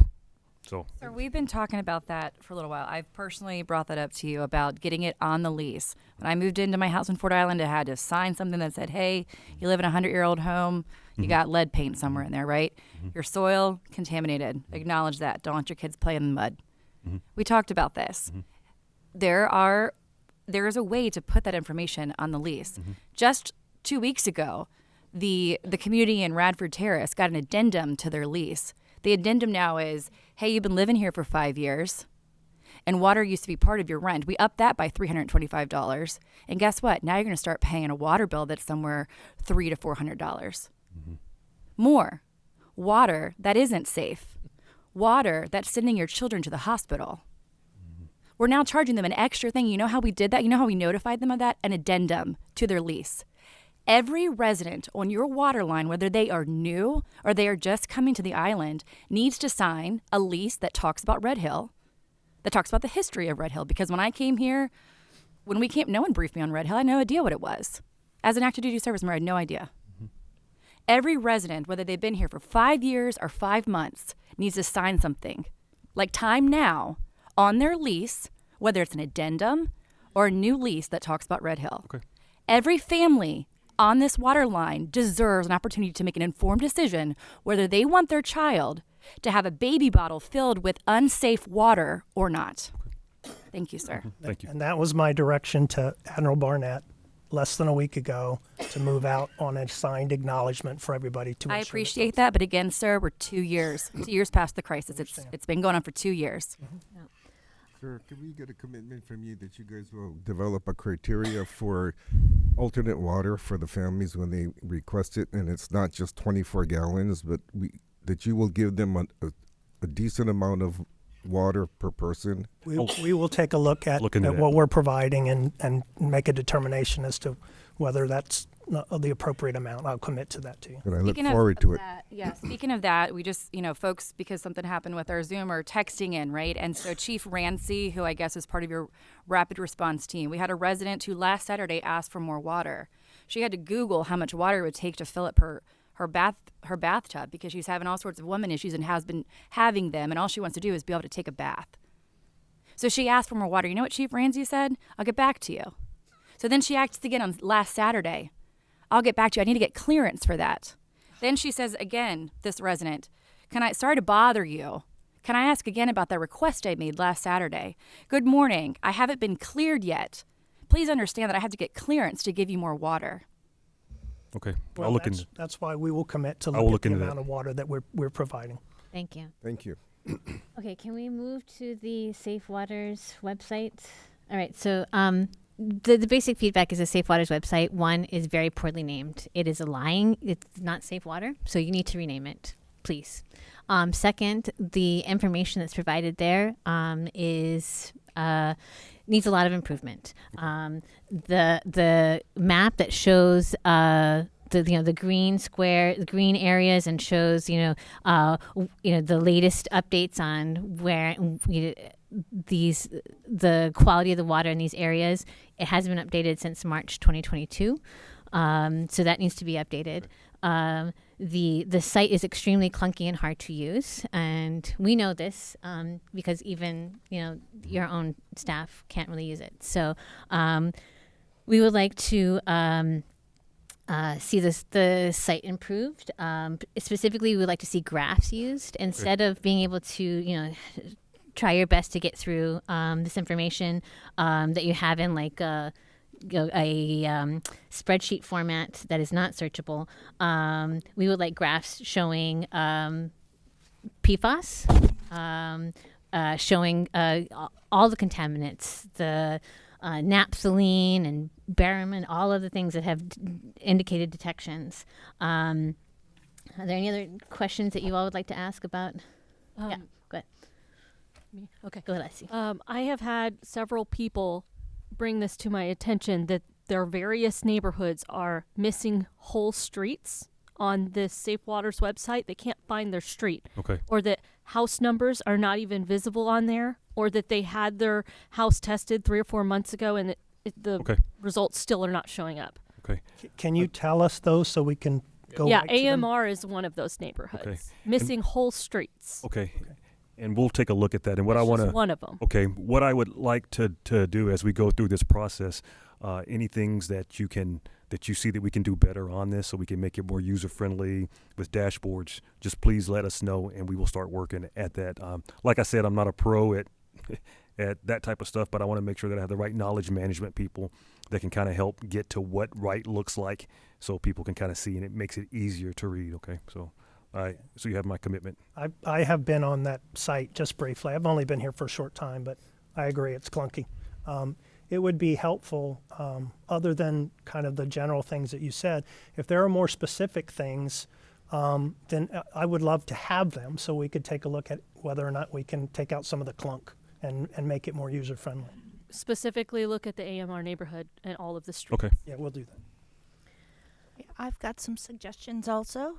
Okay. Actually, I've got 8 suggestions. It needs to be more user friendly, as our chair had said. That's definitely true. It needs to be regularly updated. Again, we've got dated material, dated Okay. tests that are being done.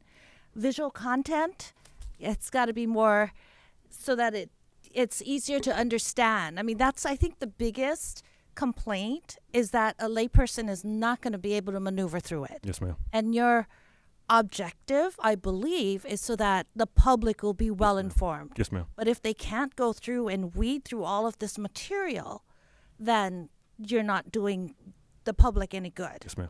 Okay? Interactive features, if we could have some of that, maybe questions and answers that can be done. A lot of people, they search on their phone. All right? So Exactly. this is really, Exactly. really, you can't read it. It's too I got you. small. It gets cut off. Yes, ma'am. Even when I printed it, it's so tiny. I got you. So I would like to see, as Chair had mentioned, something like a spreadsheet, but something that you can target. Say if I want to look up arsenic, for example, I can just go arsenic exceedance and boom, it shows up. Yes, ma'am. Here I have to scroll, and sometimes it could be 10 pages of scrolling. Could take 10 minutes before I could find where it's exceedance of arsenic. Yes, ma'am. And then you've got lead, right? That's like the most exceedance of lead. We've got 26 hits on lead. There's one example in here. You've got an 80-year-old occupant of the house, and I'm assuming this is all military homes, except maybe Kipolina. Deadly level of lead of 82.7 parts per billion, when the chart is saying the screening level is 15. So we've got 82.7 when the AELs, I guess that's what that is at 15. Okay. Now, are you doing something about that? Are you targeting that house? Are you letting this woman know, or the man Right. know, that you've got deadly levels of lead in your house? Right. Get the heck out of there. Right, Are you doing that? Well, Okay. Now, this is a little unusual, too. That data came in on January 24, 2024. 1 week later, it's non-detect. Where did it go? right. And Where did it go? And for that resident, it was inspected, it was flushed, and it was retested. And the second result came back as non-detect. So it is still listed as the original exceedance, but it was cleared through flushing and additional testing, as per the protocol. Wow. Okay. I hope so. That seemed pretty miraculous. Excuse me, but I'm, again, not a scientist. Okay. Not on that one. Hundreds of homes with 30 to 90 parts per billion of TPH. Hundreds of homes. That's what your site is showing. But it still took, 10 minutes before I could scroll through all Yes, of ma'am. that to determine there's a lot of people in danger. yes, ma'am. Okay? And the way you have it, you've got someone that has a really high TPH, but it's buried Right. against those that are not so high and not so high, and boom, it's in the middle, and it's like, wait a minute, we want to be able to say, make it so that we could just go exceedance, boom, TPH, boom, it shows up. Yes, ma'am. We don't want people to can. have to look to see that they're living in danger. Yes, ma'am. They have to easily be able to make that determination. Yes, ma'am. My intention is to make this as easy as possible for folks to use. I will tell you that I like apps. I like things like that. I think that when it was first put out or rolled out, it's more of a data, look at the numbers and things, but people receive information different ways, and we have to be flexible enough. So I look forward to taking some of these inputs and making changes and making it user friendly. Okay, I mean that's a lot of data here, Mm-hmm. and I've only looked at it, Yes, ma'am. in the last 24 hours. But if I really, really wanted to investigate, it would take me hours to go through. Yes, ma'am. I understand. And the public shouldn't have to do that. Yes, ma'am. All right, thank you. Thank you. Any other comments or questions around the way the data is being presented? Oh, one more. Sorry. No, it's okay. Fine. Bilingual people, maybe you want to look into that as well. Transparency, more education and awareness. Yes, ma'am. Okay, thank you. All right. I think now we would like to move to a status update on defueling. That will come from me. So good afternoon or evening, excuse me. Use the mic. Oh. Yeah, so good evening. I'm Brigadier General Link. I'm the Deputy Commander of Joint Task Force Red Hill and the lead engineer. Just to provide you a very brief update relative to defueling, we are currently in the midst of residual fuel draining. We have removed approximately 57,000 gallons of fuel. You may recall that we had presented previously approximately 60,000 gallons would remain in low points for drains in the facility that could not be removed via gravity. So we are done with the tank gallery. The tank gallery is above the aquifer. We are currently focused on the surge lines. The surge lines are down by the underground pump house.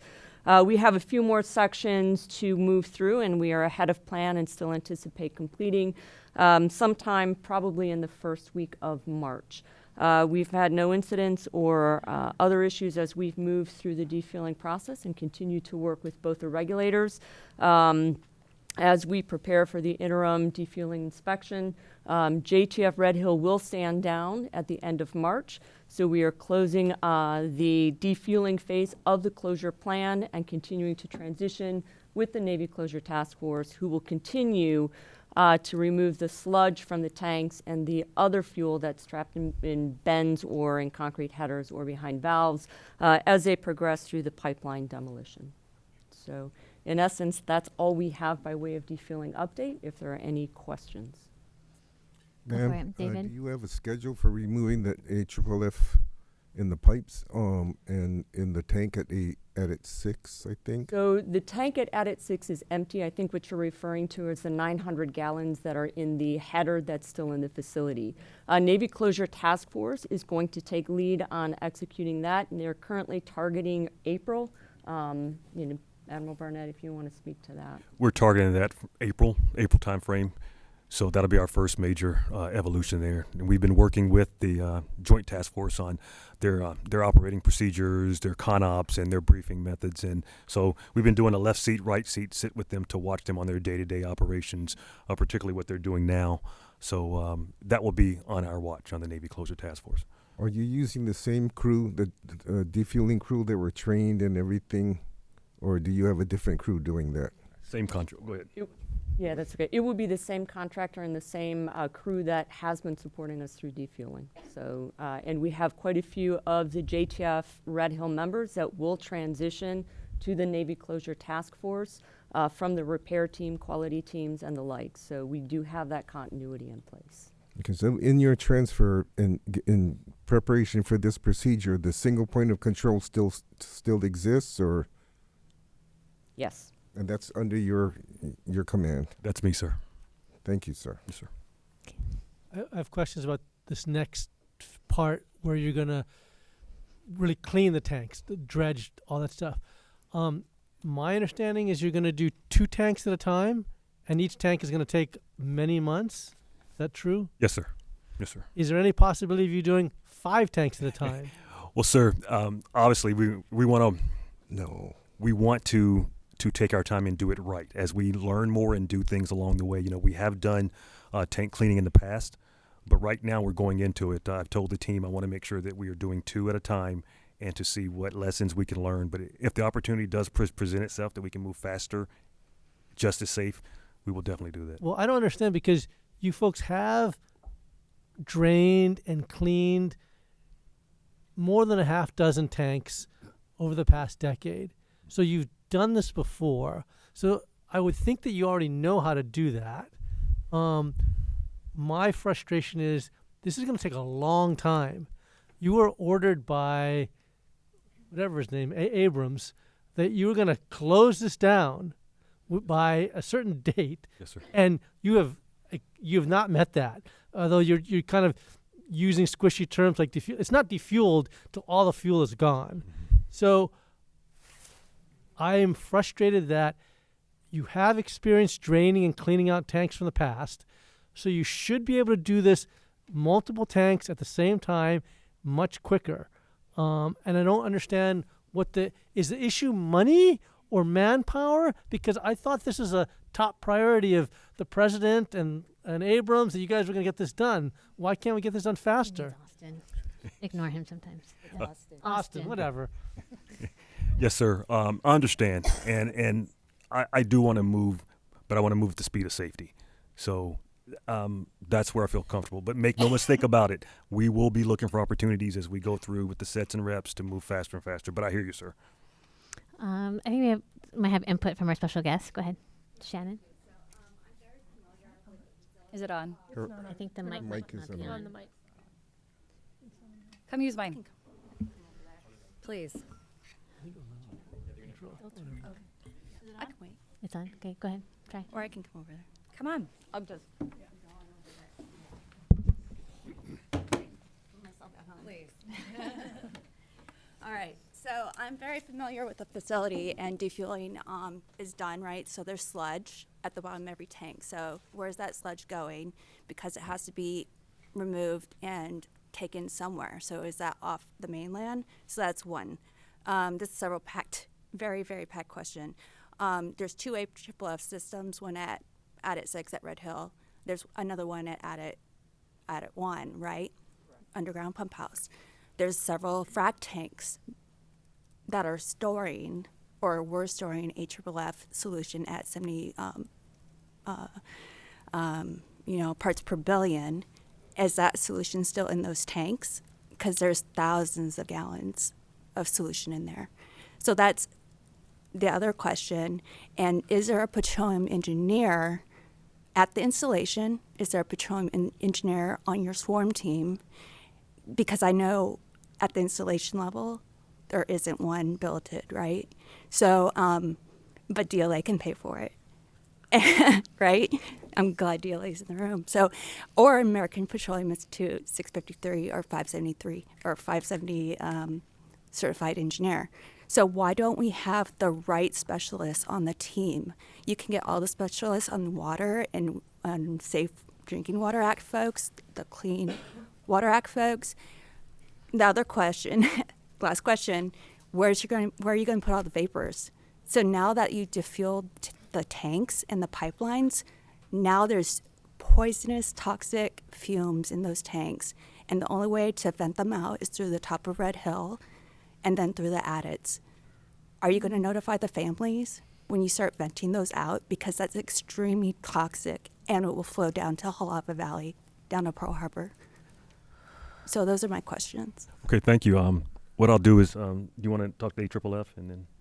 Yes, I'm just going to talk briefly about AFFF because that's not under the purview of Joint Task Force Red Hill. But to acknowledge your statement that there are still active systems at Adit 1, and that's 4,000 gallons, and there's another location that has 50 gallons. That facility, as you know, supports the underground pump house and the upper tank farm. The Navy Facilities Engineering Command fire protection engineers are working towards the replacement of AFFF once the FFF production capacity catches up. So I'm not authorized to speak to what the long-term plan is for Navy and those tanks. I can just attest that those are still active on those 2 locations because for the upper tank farm, that is the only source of fire suppression currently There is water and AFFF for the underground pump house. Regarding the first one, I'll start from the bottom, from the ventilation side up. I'll have to get back with you on that. I did take a look at that. I know there's some things that we have to make sure that we address, in particular through scrubbing or things like that in a scrubbing area. So that is something that we'll be working through as far as the ventilation.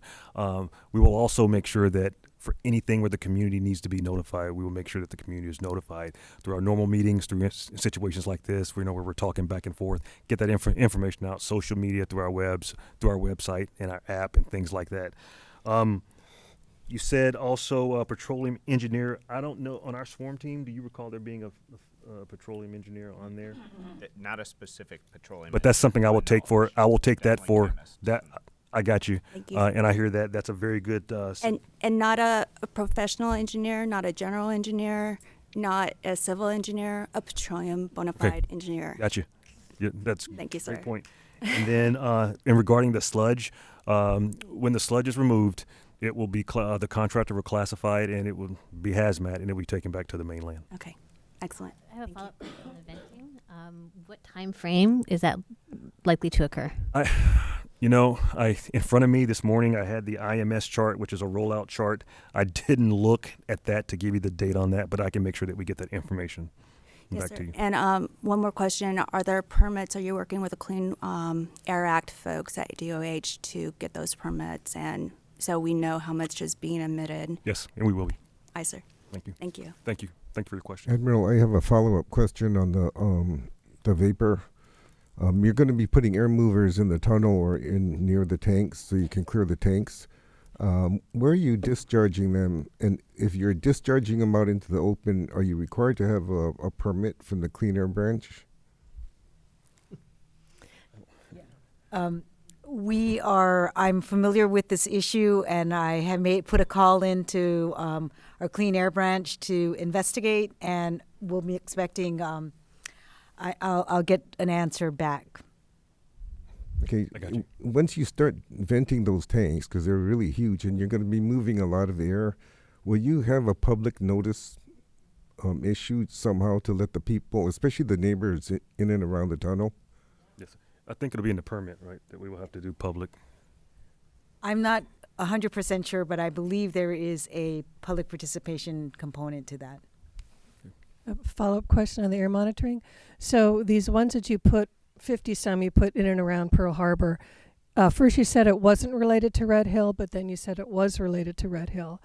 Are these going to be monitoring for what you're talking about? Do you know if we're still going to? No, the intention of the air monitoring, it was a pilot program to understand the air quality throughout the installation, but as was discussed in the past, there was the added benefit of if there were to be some sort of catastrophic event during the defueling, this would be an indicator if there was fuel and if there was a possible concern of a plume caused by a massive spill, that would be something that would pick it up. So that pilot will be completing and we'll be finishing that. But we will be looking at opportunities. I mean, we're going to be looking to, as we're going through the venting process, of what I can do to make sure that we are tracking and just keeping our situational and awareness up. So are you going to shut down those air monitors before the venting begins? I don't know exactly when the venting is going to, the venting will be after that, but we will make sure that we have the appropriate measures in place to track in case something Will like you have that air monitors in some homes, some neighborhoods? I'm not familiar because you're not with in homes of the type of air monitors for homes. Not currently planned. Not currently planned. Yeah, because it seems to me you've never done this before and you don't really know where the vapors are going to go. The venting. Well, we'll take that for action. Yeah, I think. Yeah, can I make a specific request that you not do any of that venting until after we've had a chance to vet this a little bit, because it sounds concerning. And as a footnote to that, Kathy, it would be great if your permit conditions included the public participation process. Is not a little legal notice in the newspaper that nobody reads, but actually maybe as a first step, inform us. Put that in the permit as a condition that it be talked about at one of these meetings, as well as a regular public hearing. And secondly, as a condition of the permit, require that whatever air monitors are currently out there remain in place and be used so that you get some data. Okay. PD, I got that. And we have several. Got it. We have We'll set up several a plan. outstanding questions about the air monitors that were never answered. We've asked very specific questions. In fact, we've asked 202 questions altogether. I know you want to be transparent, and I'm tracking them on a spreadsheet. And we asked for the answers in writing because we seem to not be able to communicate very well. 202 have been asked. Of those, only 42 have been answered to our satisfaction.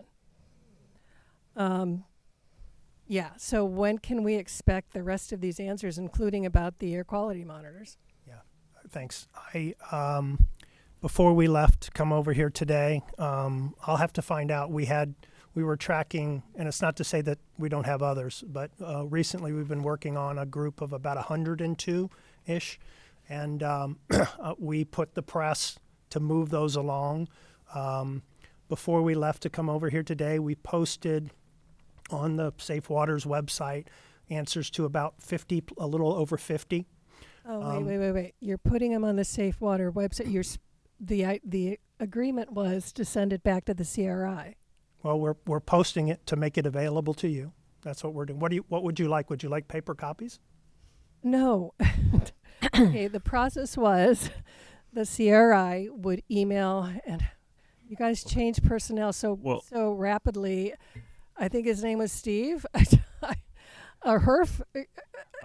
I can answer that. What happened? This was now that we're working locally with this, it would be a little bit smoother.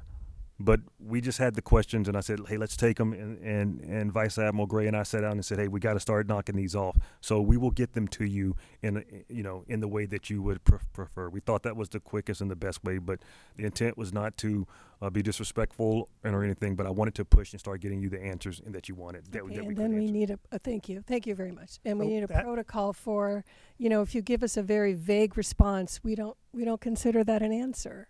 Yeah. So we need to have a protocol as far as going back and asking you the questions again. Okay. So your preferred method is having them in writing. Yes. Oh, absolutely. Okay. We straightened that out several months ago. Sir, it's I will not a tell you- preferred method. It's something that we agreed upon, and I realize that you're just showing up to the party. Welcome, but we agreed to this many months ago when the CRI was first initiated. So using words like "that's our preferred method," that's what we agreed on, and we talk about this being a collaborative effort.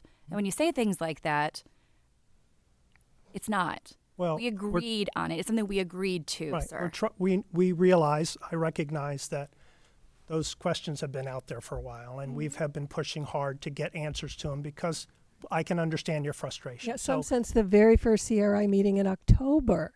Yeah, I understand that, and that's why we said, okay, let's get them done, and let's get them out there so that you can get them as soon as possible. We're happy to print them and provide them to you. Okay, so our agreement was with the signatory of the ACO, so that was with Carnegie. So now we're shifting over, so we have a new point of contact, and that's going to be you to work the questions. It'll be myself and Justin. So now we have new points of contact? Yeah, so it's him and Justin. Okay, does Justin have a copy of the spreadsheets? Not with him. Justin's first day was. So again, we shifted. This is again part of our frustration. Shut him up. Yeah, this is Justin, part of our you need to do frustration. No, I'm not blaming you, Justin, but this is part of our frustration. We start with people, we develop a relationship, we develop protocols and agreements, and then new people show up and say, I'm new, I don't know what's going on. I mean, We it's start to build the bridge, and you blow it up again. Yeah. My intent is not to what I want to do is have continuity It's here kind of on us. for us to communicate back and forth, same time zone. And it's just a quicker response. So that was our intent. Okay. Didn't mean to. Thank you very much. Just notify us that we know that there's a change of I got you. communications. We can get that done. And Yes, sir. Okay. Justin, next time, don't travel. Don't get assigned new stuff. All right, we're going to give Melody the last question, and then we'll move to public testimony. Thank you, Chair. Okay, back to the website, the Safe Water website. Which will be renamed. Yes. I checked on the PFOS, PFOS, and PFOA, and it's only testing the shaft, the white alpha shaft. Correct. You have no data on the houses. So that's concerning. And it also lists screening level as NA. So we don't know whether you're using DOH's EAL or EPA's MCL. Okay, and so you've got screening level NA, reported results ND, and screening not detected. So it's really giving no information at all, nothing to base on why it's a non-detect. And another thing too is with the DOH's EAL, there was quite a bit of increase, I guess, and then the EPA's MCLs have reduced it substantially. So we had the spill on November 29, 2022. The DOH's EAL at that time was for PFOS at 4 parts per trillion. And then in April, which is what's reflected on your website, the test, in April of 2023, it was increased 92% to 7.7 parts per trillion. Versus now the EPA's interim MCL for the PFOS is at 0.02 parts per trillion. Okay, and then we've got the PFOA, and that one at the time of the spill in November of 2022, the EALs, according to DOH, was at 6 parts per trillion. Come April, which coincides with your website, on your test of Wyava, it was increased to 12 parts per trillion.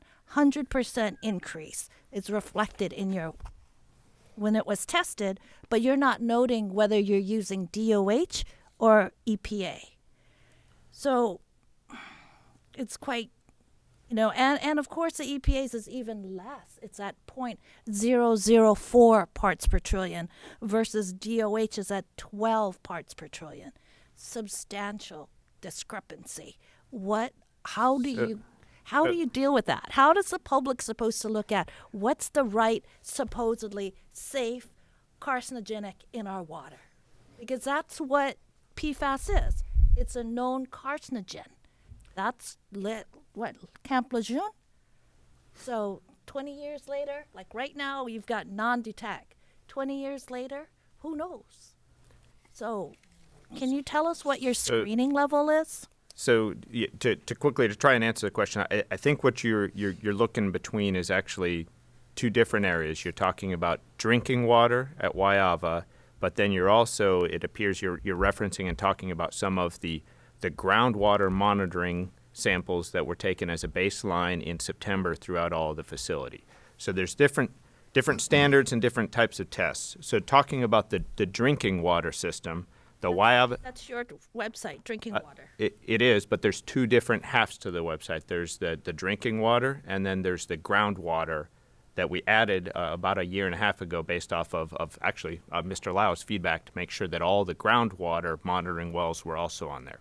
So what am I looking at? Am I looking at drinking water? I can't see from here. Yeah, it's really small. If you can hand it, I'll look at it. In general. It's a printout. The Wyava shaft, the requirement for PFAS testing of the drinking water is in accordance with the UCMR5, which is a standard and a regulation that we have to follow. So we tested twice. In the last year, we tested it back in April as well as in October, and both of those came back as non-detects. For the standard of PFAS within drinking water, 70 parts per trillion is the standard, but there is a new recommendation, I'll get the words wrong, but to drop it to 4 parts per trillion. Right. There's not a MCL Proposed. right now. We're in the process, hopefully, of finalizing that imminently. For everyone who may not know, what is MCL? That's the maximum contaminant level. So when we say a standard, that's an enforceable standard. And as we were talking about earlier with the other constituents, there's not yet a MCL, maximum contaminant level standard for PFAS. But you have an interim, don't you? We have a public health goal, what do they call it, MCLGs or maximum contaminant level goals. So it's actually lower. The MCL will be lower than where we were at 70. Right. So they will not be able to say that they comply. But even our results from Wyava shaft were complete non-detect, below that standard as well for WIAPA. And these Below are the the new results that I was the talking interim about standard. for October as well as April. I think the opportunity is again in the new monitoring plan when we have clear terminology. Hopefully, very soon we'll have an MCL on this as well. But I think your point is essentially that we need to be clear about what the levels are and whether or not they're healthy. Fortunately for these set of constituents, we'll have 4 under the MCL, that we will be able to have clarity for those. When are we looking? I mean, this is way above my pay grade, but I'm very hopeful that it'll happen very soon.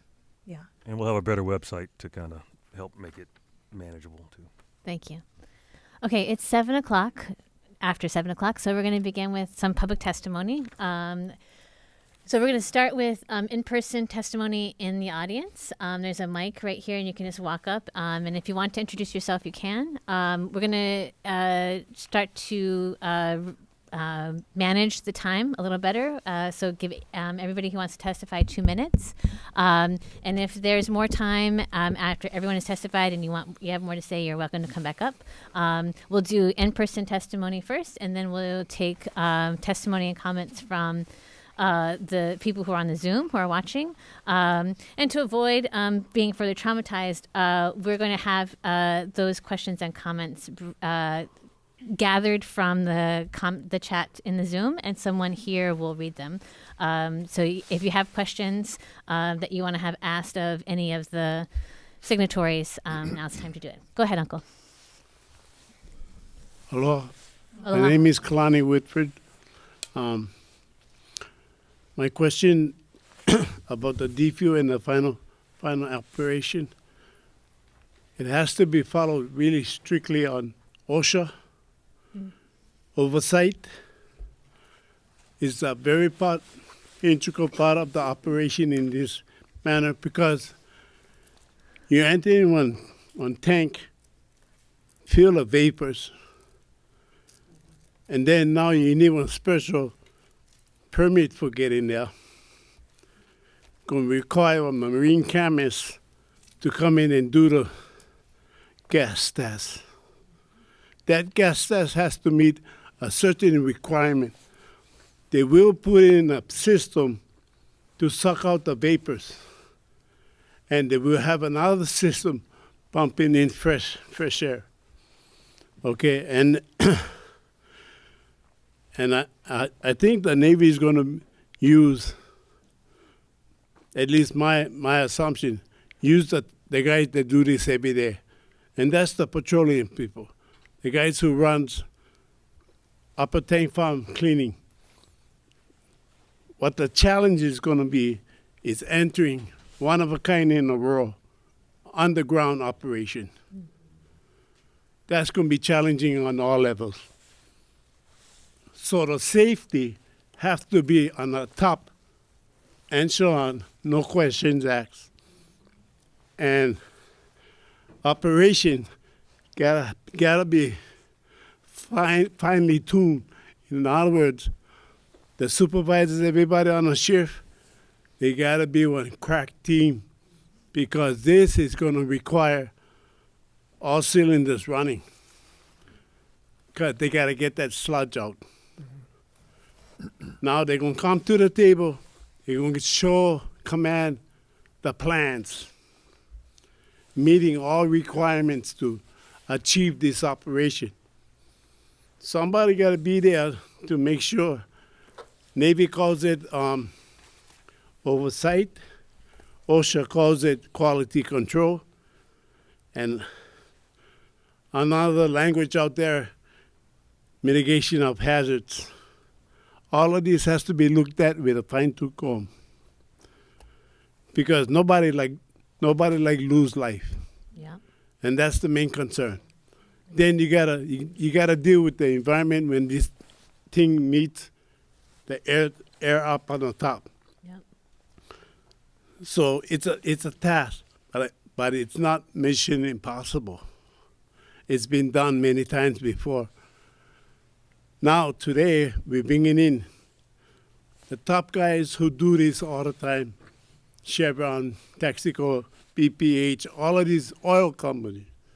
These guys is well versed in the operations. They know this top to bottom, side to side. They have to realize that they're facing something that has never been attempted to defuel these 20 tanks, 19 tanks. And so to say that, oh, we need them 5 tanks at a time, until you work in the environment, then you're going to understand the magnitude of hazards. We in confined space, we got to pass certain criteria to even work in that space. Defueling is one operation, and safety has to be a concern. Doing this last part of the operation is more hazard. If the operation is aimed to save lives while doing the operation, you gotta go, like Admiral said, maybe 2 tanks at a time instead of 5. You guys pushing the envelope to where you guys not gonna have no control. This thing goes south, we collapse in the whole mountainside. This will collapse if you go 5 tanks at a time. So the idea of why cannot we do this 5 tanks at a time? They cannot even handle 2 tanks at a time, let alone 5. Okay. Thank you very much. So we got to get real. Thank you so much. Thank you. Anyone else in person like to testify? Oh, okay. See it now. Sorry, it's dark. I can't see the.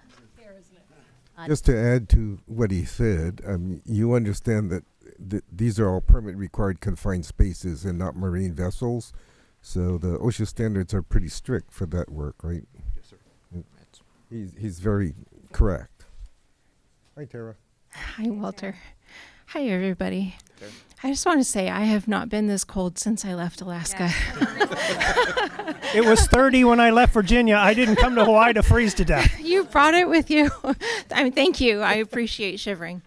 I just wanted to say what everybody else was thinking. Okay, I'm going to keep it short, but I wanted to make 3 separate comments. First, we were talking about the websites a few minutes ago. I went plural, but we were talking about one website a minute ago, but I want to make it 2 because one thing that I don't think has been addressed at one of the public CRI meetings, so I'm gonna do it, is I don't know why, but the Navy has a CRI website, and I think that's confusing. I'm not a CRI member. I help out as an alternate when it is needed, but as a community member, I think it's weird. So I just maybe if you guys feel the need, you can address why you're not CRI, you're Navy. So like, we don't have a Navy website with a phone number that says, if you have questions about the Navy, give us a call. So I think that's weird. So I'm going to put that out there. Maybe if you want to support the CRI and be like, if you have questions, you could put it on your soon to be renamed Safe Waters website and say, here's the link to the CRI website with all of the CRI stuff. And if you want to get a hold of the CRI, here's the links to their Wednesday meeting. Like, you can support the CRI that way instead of say, here's a email address at .navy.mil and we'll answer questions and pretend like we're them. Just a thought. Okay, so my second comment is incoming families. This was the notifying families about the water. I had some thoughts. So there's like 3 windows of opportunity. Before coming to island, I think that's brilliant. Sorry, I don't remember everybody's rank, but I know your names. Barnett. Steve, you call me. Thank you. Thanks, Steve. So One thought that has been kind of tossed around, I don't know if it's officially been offered as an idea, but I think it's a great idea, is before families come, since you suggested that, is could Hawaii be offered as an unaccompanied destination for active duty families, to where the spouses and children don't have to come here and don't have to be offered this water? Could this be a place where service members come alone? Could that be something that they are considering? There's one thing for families who are already they're already on their way. Tell them through their lease. Tell them at the newcomers brief, things like that. And then for families like me, I've been here for 5 years. Give us an addendum, like if we somehow had our head in the sand when it happened, tell us. Or, we all know the neighbors who were like, it's not real. It's not as big of a deal. Those neighbors, maybe we needed to have an awakening and be told, no, this was actually much more serious and we wish you would have stopped drinking the water, something. Just give them that, hey, take it serious. And there are still issues. We aren't sure what it is. We're trying to find out. And if you have these further issues, blah, blah, blah, blah. So there's that. My last one, sorry, thanks. Is, and this last one is personal for me. Do you recognize, having been in my home for 5 years, do you recognize that some people, not only did they get sick in the moment, but we're still experiencing symptoms on the water line? Like some of us are still sick. Yes. With that, I'm sorry, I just need just give me a minute. With that, I want to elaborate just a minute and then ask a final question, and I'll sit down while you answer. I know that there was I want to ask you, what are you doing for us? You could just say, there's the Red Hill Clinic, there's this, there's that. Like, my husband has TRICARE for me. I get it. But when I went to the Red Hill Clinic, they treated me like it was any other PCM meeting and asked me why I was there and what symptoms I am experiencing. But what I want to know is, why today am I not being approached, or have I not in the last 2 years, or anybody on the water line? We haven't had anybody come and say, you drank A, B, C, D, E, X. These are the symptoms you should not be experiencing, or this is what you should be watching for in your body. Like, what are you doing for us who drank this stuff and are living with things that we should not be living with? Like, I'm still finding out things that my body's doing today that it's like, oh, that might be because I drank toxic levels of toxic substances. Like, I kind of want to know, what are you doing for us?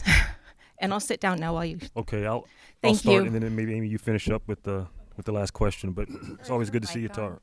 Yes, can you hear me? Hear me now? Just people are saying that they can't hear that. Okay. Let me do this. Okay. Regarding what are we doing? For the last couple of days, myself and Admiral Gray, we've been personally talking to DHA leadership on just some of the things that you were asking about the quality of service that's happening at the Red Hill Clinic and what we can do to improve it. So you will see some changes soon. And you have our word on that, because we've been digging into that. Addendum for the lease. That's something that we can definitely look at, and I've been taking notes here on all these good points and that you brought up. So that's something that we can that we can dig into. The non-accompanied tour, I don't control that, but I can definitely send that up, and that's something that when my boss goes back to DC, I'll make sure that that's packaged up for him to present to the policymakers there in DC. But I do hear you, Tara. Thanks for the information here. There's a lot of good information, and I do have homework. But I will be working on the addendum. I will be making sure that we continue to press hard on the Red Hill Clinic for better quality of service. Sir, is there anything you want to add about the Red Yeah, Hill I would Clinic? just say that thank you for the. I can't see where you went. Oh, okay, sorry. I have been getting great support from the Pentagon in pressing for improvements to the Red Hill Clinic, and I think we should see something coming real soon. It's much needed, and so for that reason, I was very happy to see the reaction and the immediate support to get something done. One thing that we have been pushing hard on is to open the aperture for the clinic to see folks not just that were here for the incident, but folks that show up now. That's a So problem. we've been fighting that. So should see something soon here, but we've been fighting that to open the aperture. So that'll help me in my tracking when I call them up and say, hey, who do you have? What's been going on?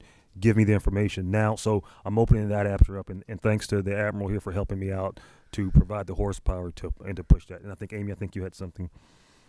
Just briefly, on the Navy's CRI website, they're required to have a website where they post information, but really great input on what it should look like. And I think we can work with the Navy on coming up with different language, but they are required under the order to have the notification of the meeting and post notes. Thanks. Go ahead. I think I'm going to call myself the public's statistician. So today, I'm going to hand out some of my statistics so I don't have it all on a board, and I'll describe them, and I want you to just pass them all the way around the table. And I'll talk loud because there's no moving microphone. So this is an example of the low levels from December to January, the most recent that was uploaded. And the lowest one is 106.2. The highest one is, sorry, ma'am. Hold on. 226.9. We got a mean of 154, a median of 147, and a mode of 130.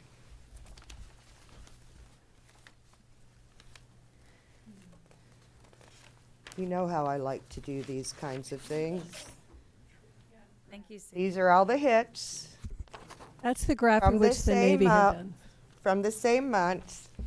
And I totaled the diesel and oil, although the website does it now, but that's okay. I still check their numbers. So these are all the streets. Diesel plus oil. These two lines over here, I know you can see them. They're January. Okay? You want to pass it over here? Oh, really? Okay. Oh, Nah. Has to pass it around. No, it'll get all mixed up. This is my histogram. There were 45 hits. It's frequency chart. This one right here, the very first, the largest, is any hit between 134.2 and 162.2. There you go. This is a list of everything they're testing for.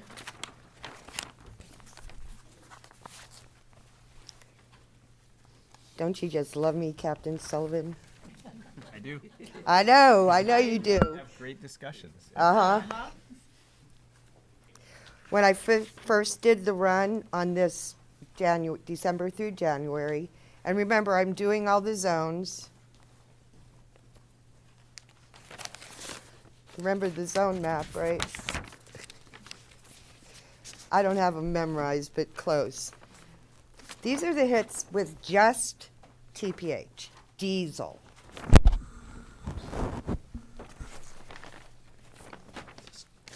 The zones are D2, Hickam, Halinakoa, Officers Field, Onizuka. H2, MRI. D3, Earhart. F2, Catlin Park, Malloy Lap, Doris Miller, Halsey, Radford. A1 is Pearl City Peninsula. H1 is one part of AMR, and B1 is McGrew Halava. So that's what you're seeing. These are all the ones just for the month.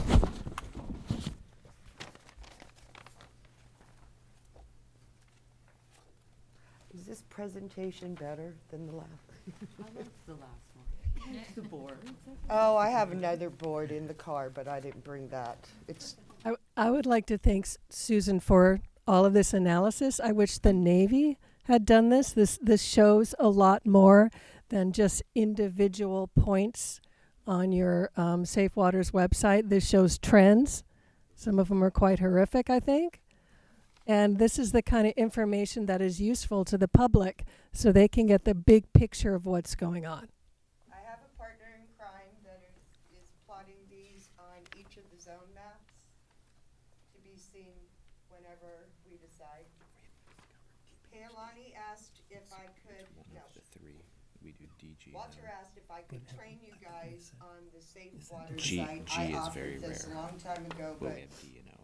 nobody took me up on it. You need training, The G is period. I will help you, because you want to. Anybody else that wants to learn how to use the website, I may show you some of my tricks. Okay, you've been going for 4 minutes. Anything else? Am I done? Oh, yeah, just make sure that it gets all the way down to Halani. Anybody want to look at the? Yes. Thank you. Thank you, Susan. Thank you, Susan. Thank you. I guess my comment. Especially Kathleen Ho. Those trends are taken straight from their website. When you talk about EAL, sorry, I have to go on this day.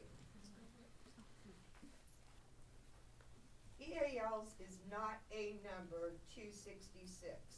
Not in any kind of statistics do you just have one number. You have ranges. But just to say 266 is actually. So the two.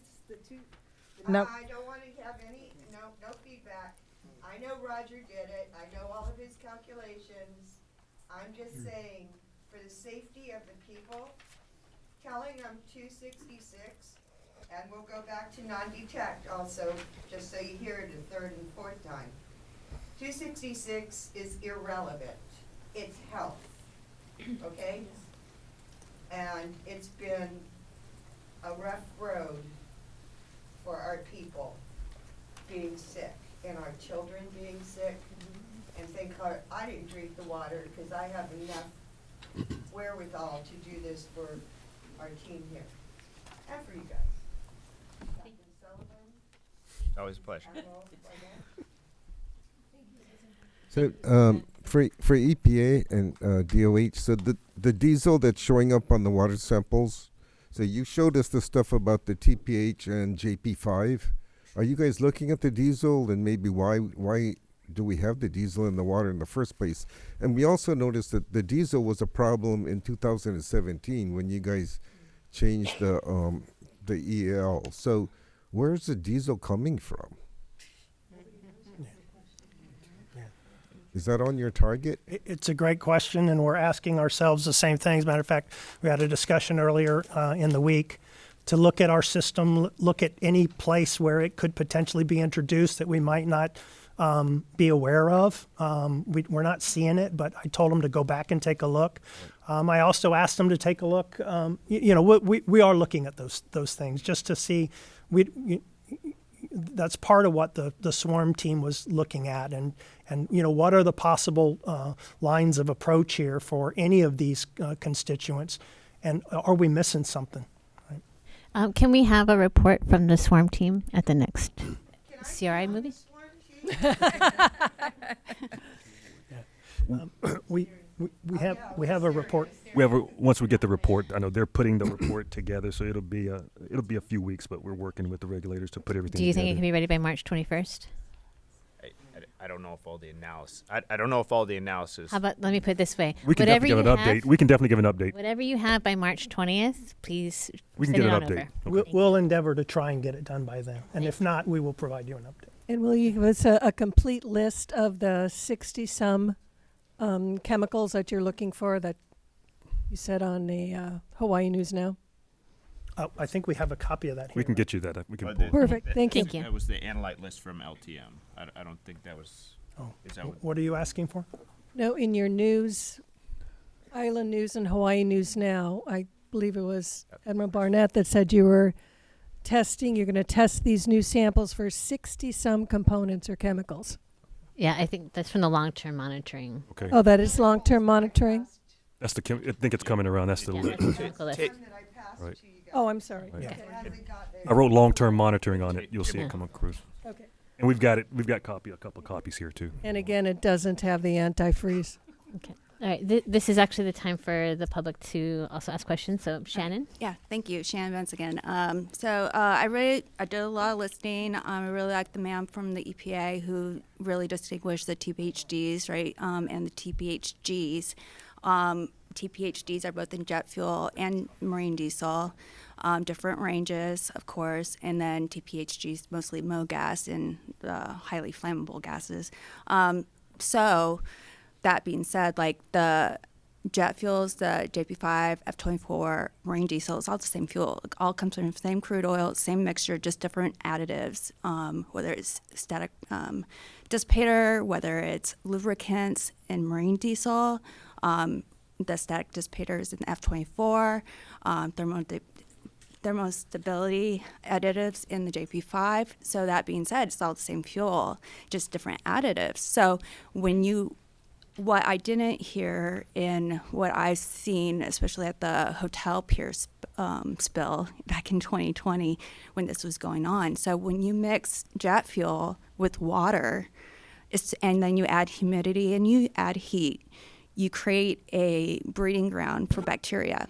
So is anyone testing for the microbes in the water that could be making people sick? And that could, I love the lady again from the EPA. Jet fuel will weather, it will degrade, and it will definitely degrade if microbes are eating it as food. And so you will see the fuel disappear and microbes to grow. And then if it's over-chlorinated because we have bacteria in the water, it's a really bad mixture trying to solve that problem. So I really trust the gentleman and the ma'am. You know, I think we really need to get that petroleum engineer to analyze. I mean, I got petroleum training. I'm more than welcome to offer my expertise if you call me, because I trust you, and I hope you trust me.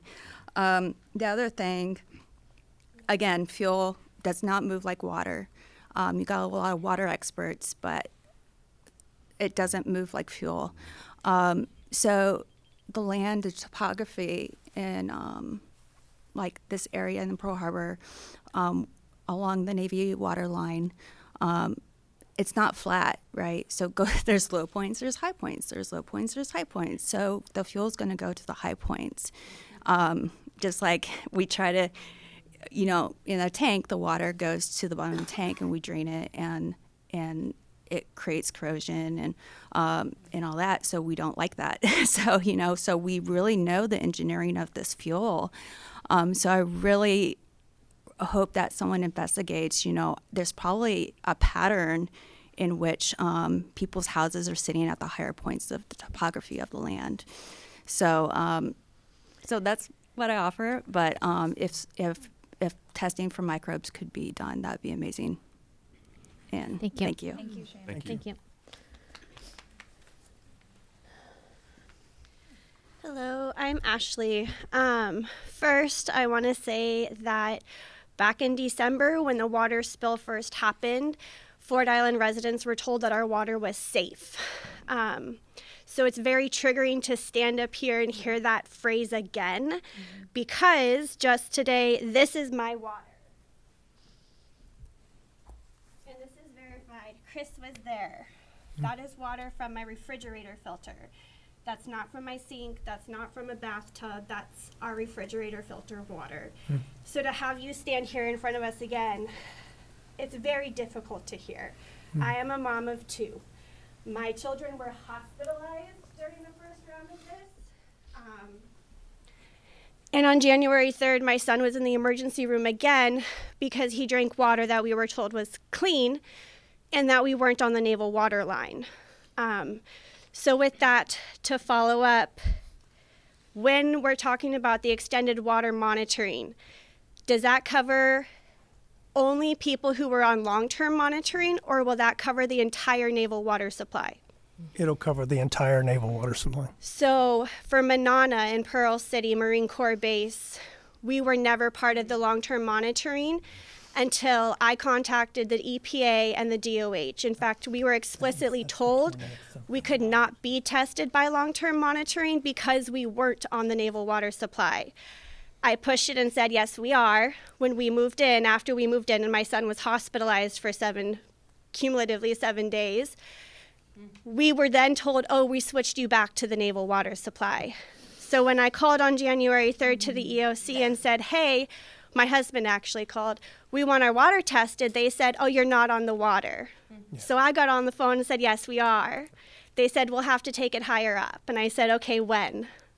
So eventually we did get our water tested. It was non-detect, only TPH was tested for the rapid. Eventually long-term monitoring was brought in sometime end of January. And then after we had our house flushed, long-term monitoring came in and tested. Most of those results were also non-detect, but as you can see, our water is still not safe. The idea of the filter, my husband and I spent over $300 putting in filters under our sink, on our shower heads. We have a Berkey where we take the water from the sink and we put it in the Berkey, and Berkey's not even EPA certified, but we're desperate because we can't live on bottled water for bathing our 4-year-old and our 5-year-old. And so I just want reassurance that Manana will actually be, because when we moved in, we were told, you're on the naval water supply. Whatever testing happens will happen for you too. I guarantee you it will be on the list and you will be covered. Thank you. Can you train the people at the EOC that this whole neighborhood is on the water lines, because they don't seem to know that? Yes, I Specifically, Warrant Officer Down, who's been rude to every single one of your residents that call in and speak to him. Was this the switch between the Right, this was a switch. I'll tell you that when I found this out, I immediately, got the team together and said, hey, we got to fix this. And you have our word, you'll be tested. We will also make sure our EOC staff is trained. Quality of service, quality of service, quality of service, okay? We're a customer-based organization, and I expect folks to be So as can such, I okay? repeat my original thing? It's testing is good. Testing is not going to help her and her family. So let's figure out a way to get her clean water. And Tonight. again, alternate Tonight. water. Tonight. I agree. I think we all agree. I have an additional question. So we lived on Fort Island when this initially happened, and we know that our house was contaminated. My son had rashes, there was vomiting, diarrhea, blood and stool, all sorts of things. So we know that that house was contaminated. Is there anything that is passed on directly to the residents of homes who move into those homes after we leave them, telling them, hey, your house that you're moving into was directly impacted. The residents had symptoms. Is there, I know we've talked about prepping people before they move into the homes or before they come to the island, but even now, somebody lives in that house. So is there anything being done to contact those residents like, hey, people had symptoms from those homes? Yeah, that was the notification we talked about earlier. I think maybe we need to clean it up a little bit. The intent was we provided an addendum essentially that talks about that. And then, what I asked Admiral Barnett to do was, hey, let's make people sign and acknowledge it.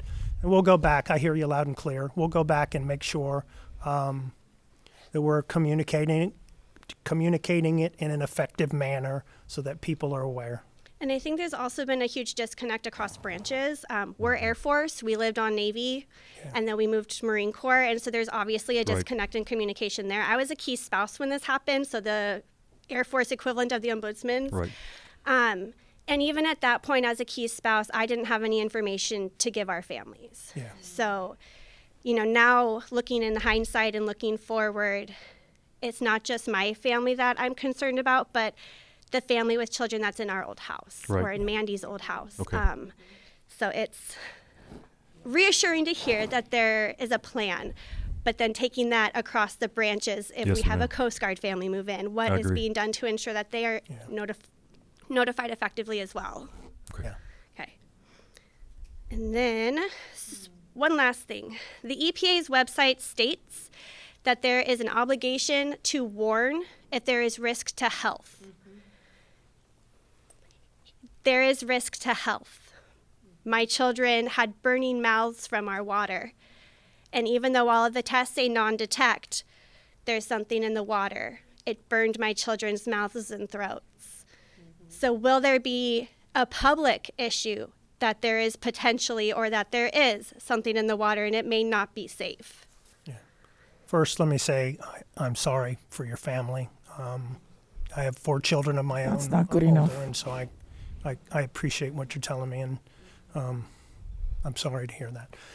We are aggressively looking at everything. You know, this swarm team has worked diligently and continues to work to try and nail down, paths for us to follow. And so I think we will take a look at it, and we will work with the team to help guide our actions, and working with both the Department of Health and the EPA to get us to where we need to go. We have, to Walter's point earlier, we are looking at alternatives. We've talked about GAC filters. We've talked about the Army is using GAC filters.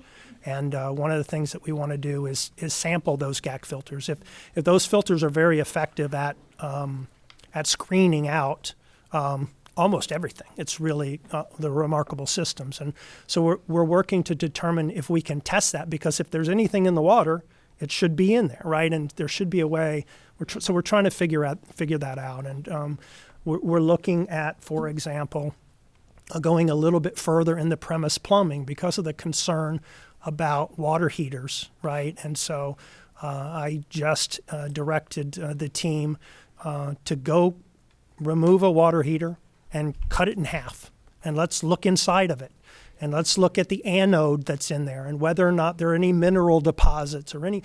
Go tear that thing apart, and we'll invite the Department of Health to come over when we do it and provide their inputs to it, because we're seeking desperately to find what's causing these elevated detections. And so we'll continue to do that. Were you certain that the water heater that you guys pulled was one that tested positive for the petroleum and other contaminants? We're going to do you're it. Going to. We just Okay. had that conversation, and what we will seek to do, obviously I have to have the permission of the resident, right? But we will seek to do it in one of the higher elevated TPH, because that makes the most sense, right? To actually test, you have to test the place where you know it was there. Exactly. Okay, thank you. I have an idea for you.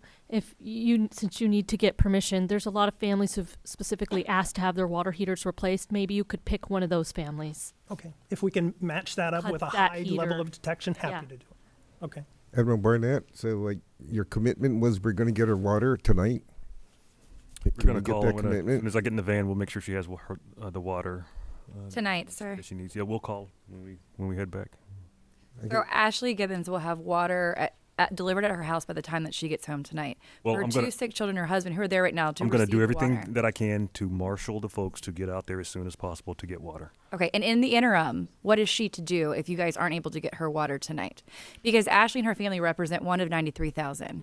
So when you've seen the sheen, now you all have seen the sheen, just like Chris from the EPA saw the sheen in the flesh, saw it today, and not a single person has given that family clean water. So what is she supposed to do? Because you know what else you're not giving her? Hazardous duty pay. And $150 would supply that family an alternate water source for the month for $150. But we're not doing that either. So what is a family to do when they see a sheet on their water? What's your guidance, sir, to those families? To Ashley's family tonight. My guidance, as I said, I will get her water. Tonight. Thank you, sir. Okay, go ahead, ma'am.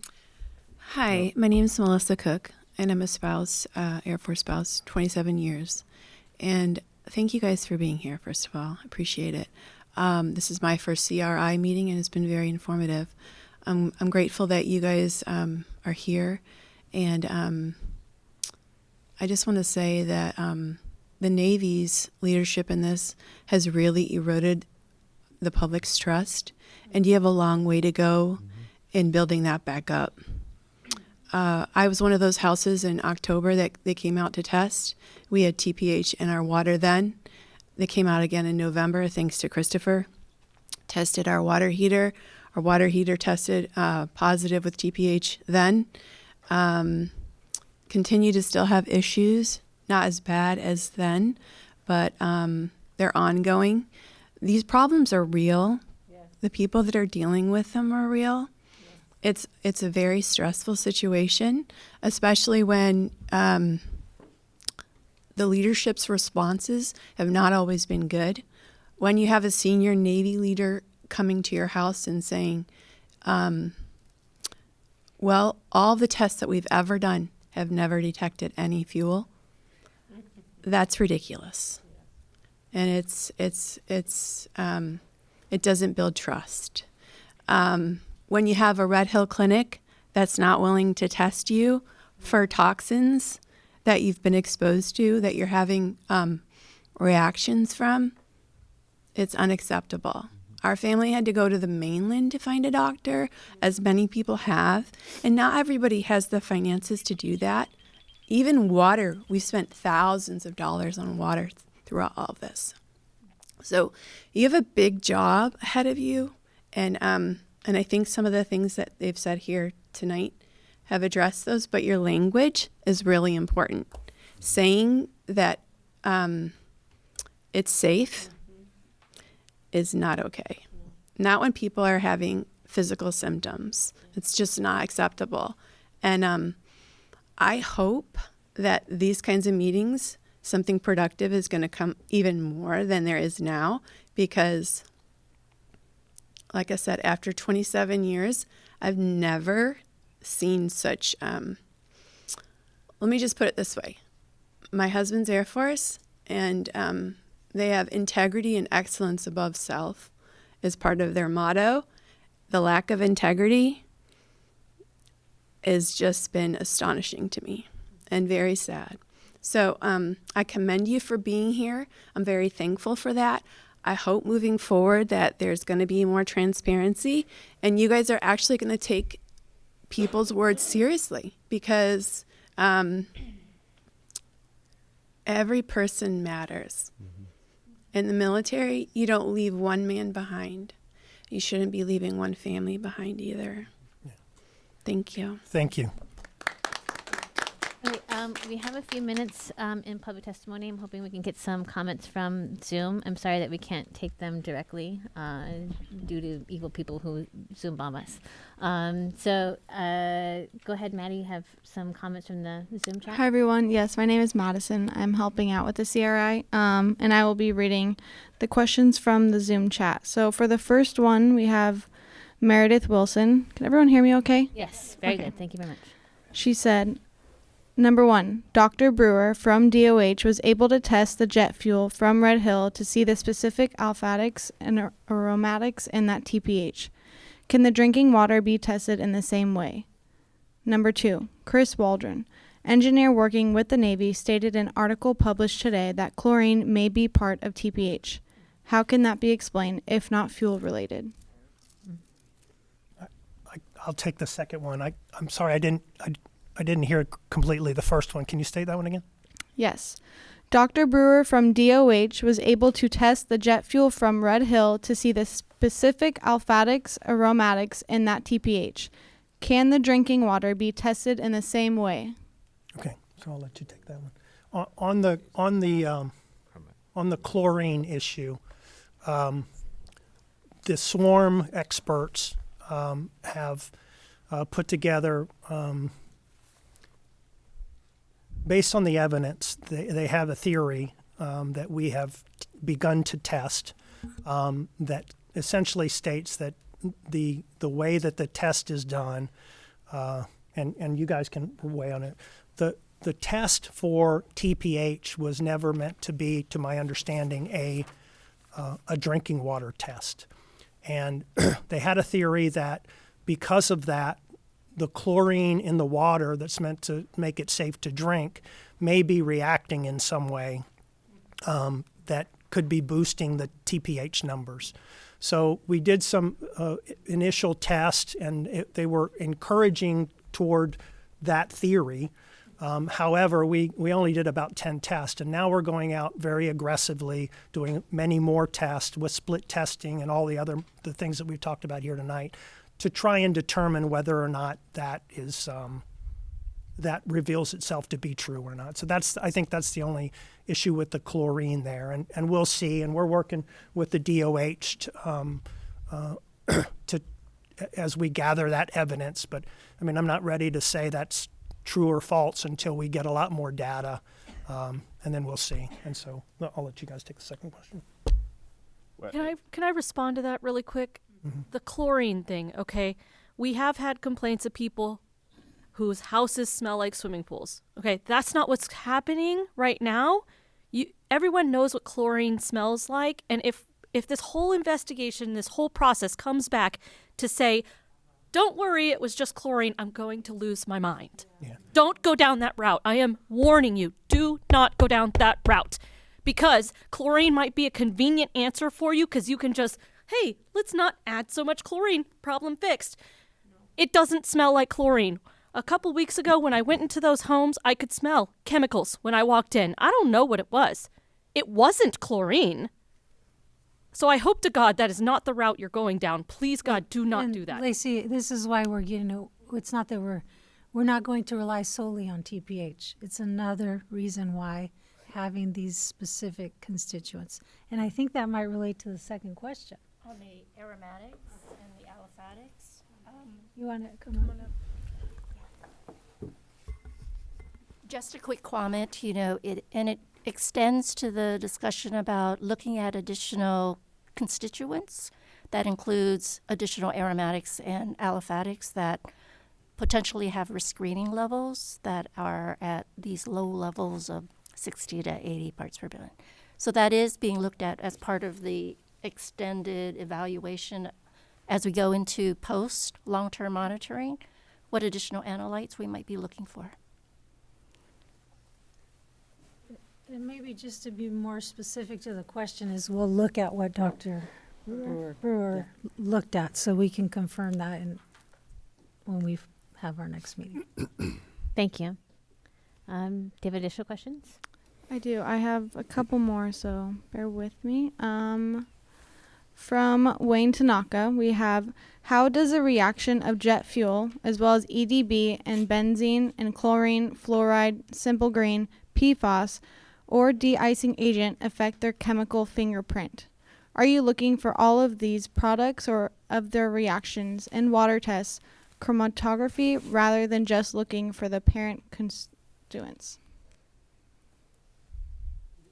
Do you think that's you want to take that? Well, I don't. Go ahead. You want to try, James? I mean, I mean, for all of the different analytes, he listed out several analytes, some of which are included within the current long-term monitoring, but not all of those different constituents are included in the long-term monitoring. So, as I mentioned, as we move past long-term monitoring into the future, we're looking at many different analytes that could be considered. There was a lot in that question. I'm not sure if that even came close to answering it all. Just to add on, what types of microbes eat the degrading fuel? Could we be testing not only the lines, but out ourselves for those types of microbes, things related in our bodies? I think that's one we'll have to take back to the chemist. Excuse me. I thought the question asked what the sampling was for the bacteria and stuff. You guys are not doing that in the drinking water? Are you doing microbial testing? Well, the microbial testing is not part of the normal long-term monitoring. That wasn't the question, sir. The question was, are you doing it? Well, don't. It's aren't we regular Hey.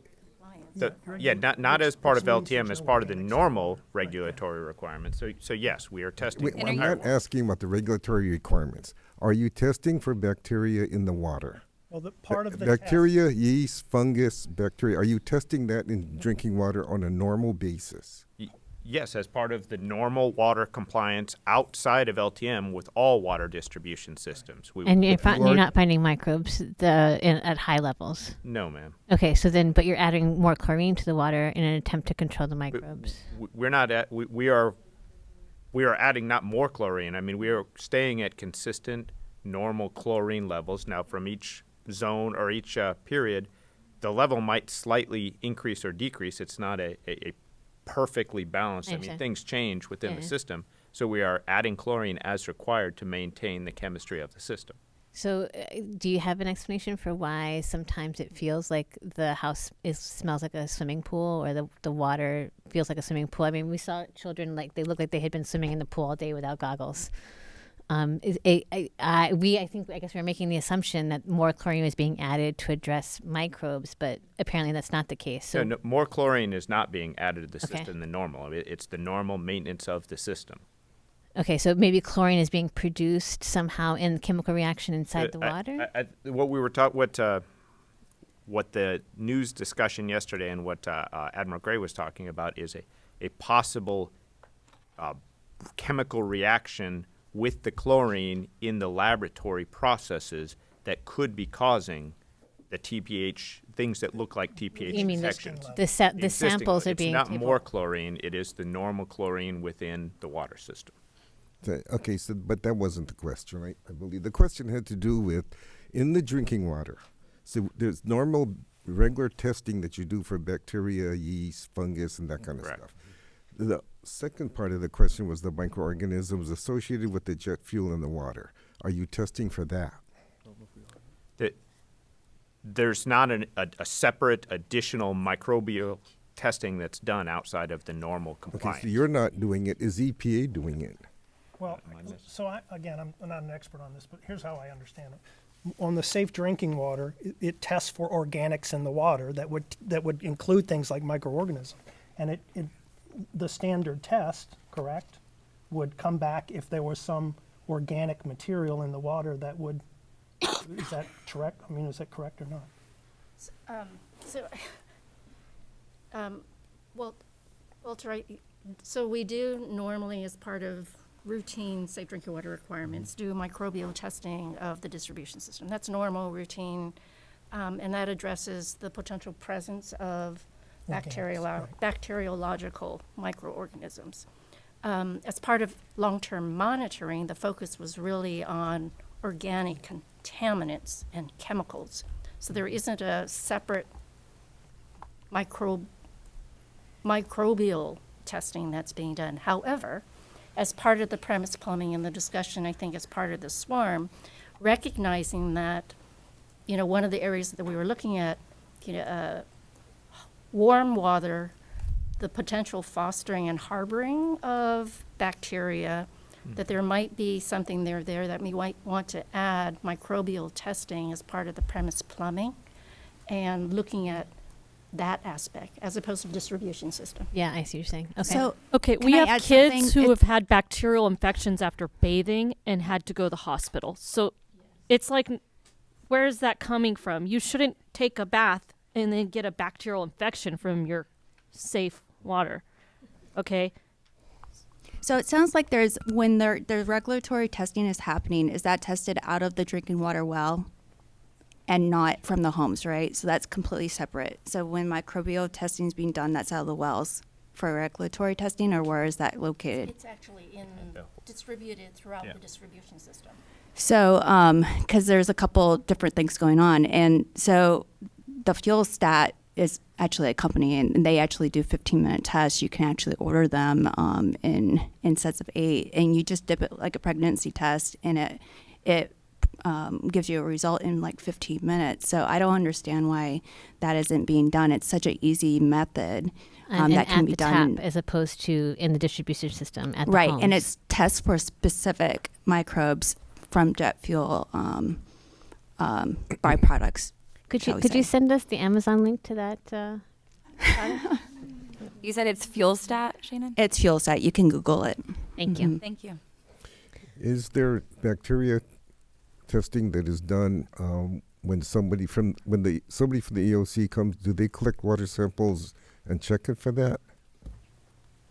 As part of the premise plumbing, that was done, and that's what we mentioned. We are enhancing and doing more of the premise plumbing, and as part of the rapid response, that's one of the things that's being considered, is to add on that water quality and do more. Look at the entire house. And so I don't know all of the details. We haven't worked out exactly what they're going to be, but that sounds like one of the things that should be considered. Okay, so the question was, did you guys do that? So you're not doing it. Not on a standard when it comes to across all of the LTM. As it comes to managing the water distribution and our normal water compliance, yes, we are doing that, but not when we're coming out to everybody's houses as of a week ago. But in the future, as part of the improvements to the rapid response, this is something that we'll absolutely take into consideration. But you will be testing for that now when they call, when somebody calls the EOC.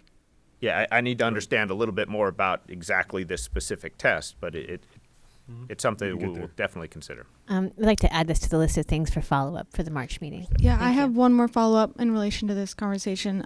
What types of microbes will show up in a body, and does that include different types of mold as well? So something just to consider. Can you sing?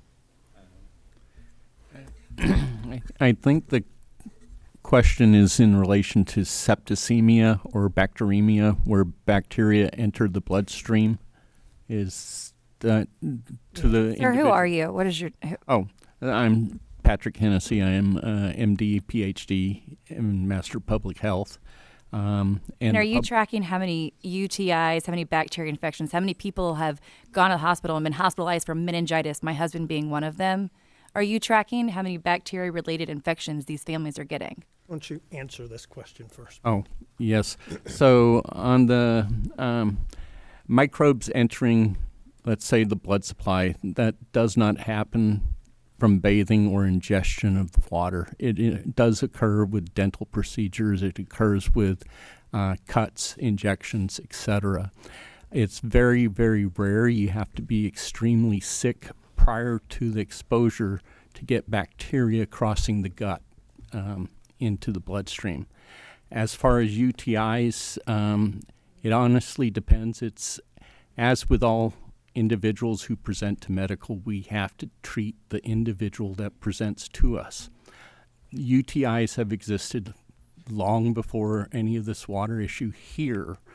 It may or may not be attributable to the water, but that's part of the investigation we do. The most important thing we do is treat the patient in front of us. Would you say that this population of folks who have been exposed to this contaminated water for 2 years now, that maybe their immune system is a little bit weaker and more vulnerable and, I don't know, maybe more susceptible to these sort of bacteria infections that might be in your drinking water system? We would be open to looking into that. It's the numbers right now, the studies that have been done, the disease burden in our population is not currently any different than what it was before the water. There are studies that have not been released, and hopefully... Where are you getting your data from, sir? From the billing records for TRICARE, the studies that have been done, which would capture both non-military and military facilities, as long as the individuals are, they're paid by TRICARE. What they're looking at are diagnoses. Our other systems look at lab tests, results, symptomology that's being reported in the military records. We have access to those. They're called syndromic study systems, surveillance systems. or essentially to try to pick up on diseases that are occurring before anyone recognizes that it is a trend or a disease in an area. Thank you for bringing up looking at lab results. How many labs has the Navy or the military medical system performed on any of these families? Jet fuel related, contaminated water related labs that you all have access to that do exist. I'm not tracking that you guys have, and I'm tracking that you all continue, even at your Red Hill Clinic, to deny these labs. So how many are you tracking based on the data that you are tracking from people's bills that are on TRICARE? Now, are you asking about biomonitoring or actual laboratory chemical tests that are done? Are you doing medical monitoring on service members or their families?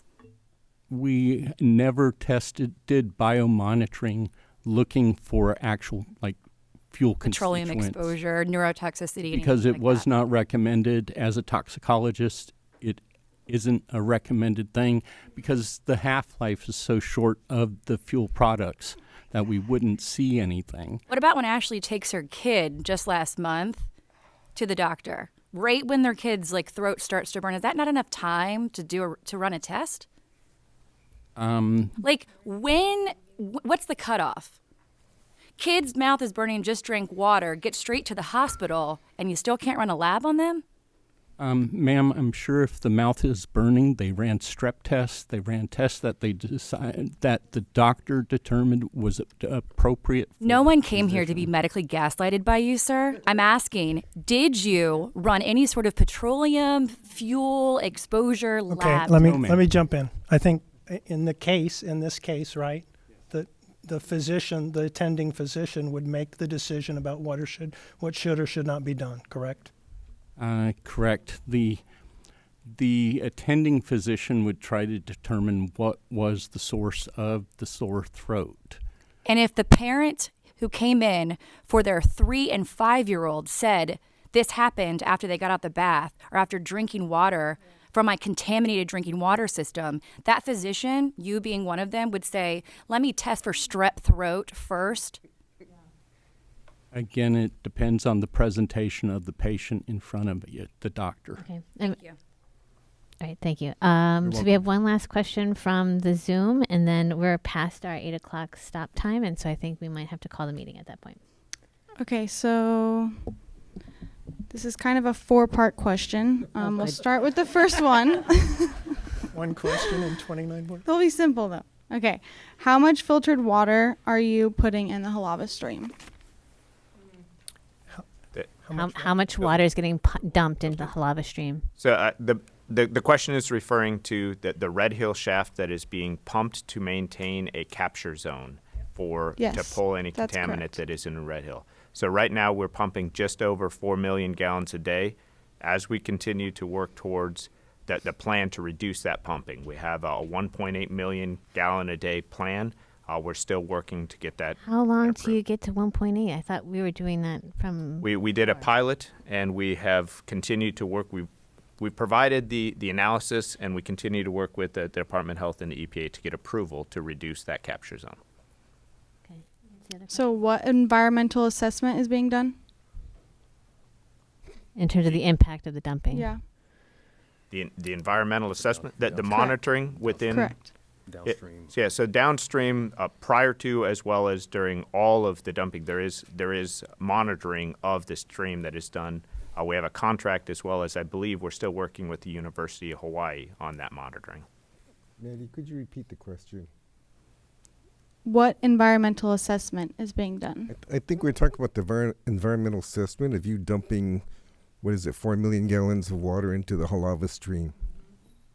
Correct. So there was an assessment done before the pumping began, when the capture zone was created and the permit was issued that allowed us to dump the fully filtered. It goes through the GAC and it is tested. But before that is dumped into the Halava stream, an environmental assessment was done, and then monitoring has continued from that point till now. We continue to monitor the stream, the environmental impacts. Are you posting any updates or anything to that assessment, or? I'll have to look into that. I'm not sure. I know that we have that data, and we definitely share it with the SMEs. We do have a normal meeting where we'll meet with, Ernie Lau, as well as the CWORM and the USGS, and those are some of the topics that we discussed during those roundtable discussions. But I'm not exactly sure where it's posted. We can look into it. And how long will this dumping go on for? Right now, we do not know. We're maintaining the capture zone as required per the Red Hill remediation plan, but our goal is to reduce that pumping to the 1.8 million gallons, and then at some point in time determine if the capture zone and how long that capture zone is going to be required. So I do not have a date right for now. a very, very long time. It could be. And a lifetime. Are there any more questions, Madison, about that? What'd you say? Was there a fourth question? Yeah. What is the Department of Health's position on this? That's my final question. Thank you. Thank you for the question. We're evaluating it.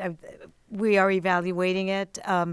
We are encouraging the Navy to reuse the water, to somehow bring it back and maybe water their landscaping or their golf courses rather than, but we are evaluating, the capture zone. So you're evaluating the how effective it is to pull the water out of the aquifer And at keeping the plume of pollution from spreading. Correct. And the proposal of trying to reduce the water that's being put into the Halava stream. Do you know how much fuel has been captured in this process? I do not, but I think they do. Does anyone know how much fuel has been captured? We at the continue to operate the skimmers that are on top of the Red Hill shaft, and there is no sheen. It's down to the point where it's fractions of a tablespoon a month is being recovered from the and that's from the skimmers that are inside the aquifer. On top. So the pump itself the water is pulled from 18 feet below the surface. Okay. So we're pulling the water, but fuel would float on the top. So we have skimming operations that are continuing 24/7 at the surface of the well to pull anything. 2 years ago, we would see a sheen and we were collecting fuel off the top. Right now, it's been many, many months since we've seen any sort of visual sheen. In the past, after a major rain event or something changed, you'd see a sheen for a little while, and the skimmers would pull all of that fuel. But all of it is then being pulled through the GACs and filtered to ensure that it is in compliance with all of the environmental. And the GAC filters are not catching any fuel? The GAC filters are not. Okay. Like, it's tested both pre and post. It would if there were some getting in there, but it's not getting in there. I'm sorry, you were going to say something? Yeah, and one of the other things is we did not want the Navy to reduce the capture zone while it was being defueled, and now while Understood. In the event there was a release. Understood. And just one additional point on that, though, we are installing, a truck filling station so we can utilize the water for any construction type use for dust control, as well as we will be utilizing the water from Red Hill in the cleaning process for the tanks when we get to that cleaning process. May I finish something of my thoughts? Corrine, we're 15 minutes over. Can you please look at the papers, because those were not low levels of TPH. So stop talking about low levels. The second elephant in the room is the regulators. The regulators control what the limits are that the Navy's testing for. So shooting the Navy about 266 is not going to get you anywhere. It is the Department of Health that needs to get up, find out why it's still 266, bring it back down to 2017 with Board of Water Supplies numbers, and see what you find there. But right now, what you're doing, you think you're under the radar. You're not. Okay. Thank you, Susan. We all Thank agree. you. Thank you. All right.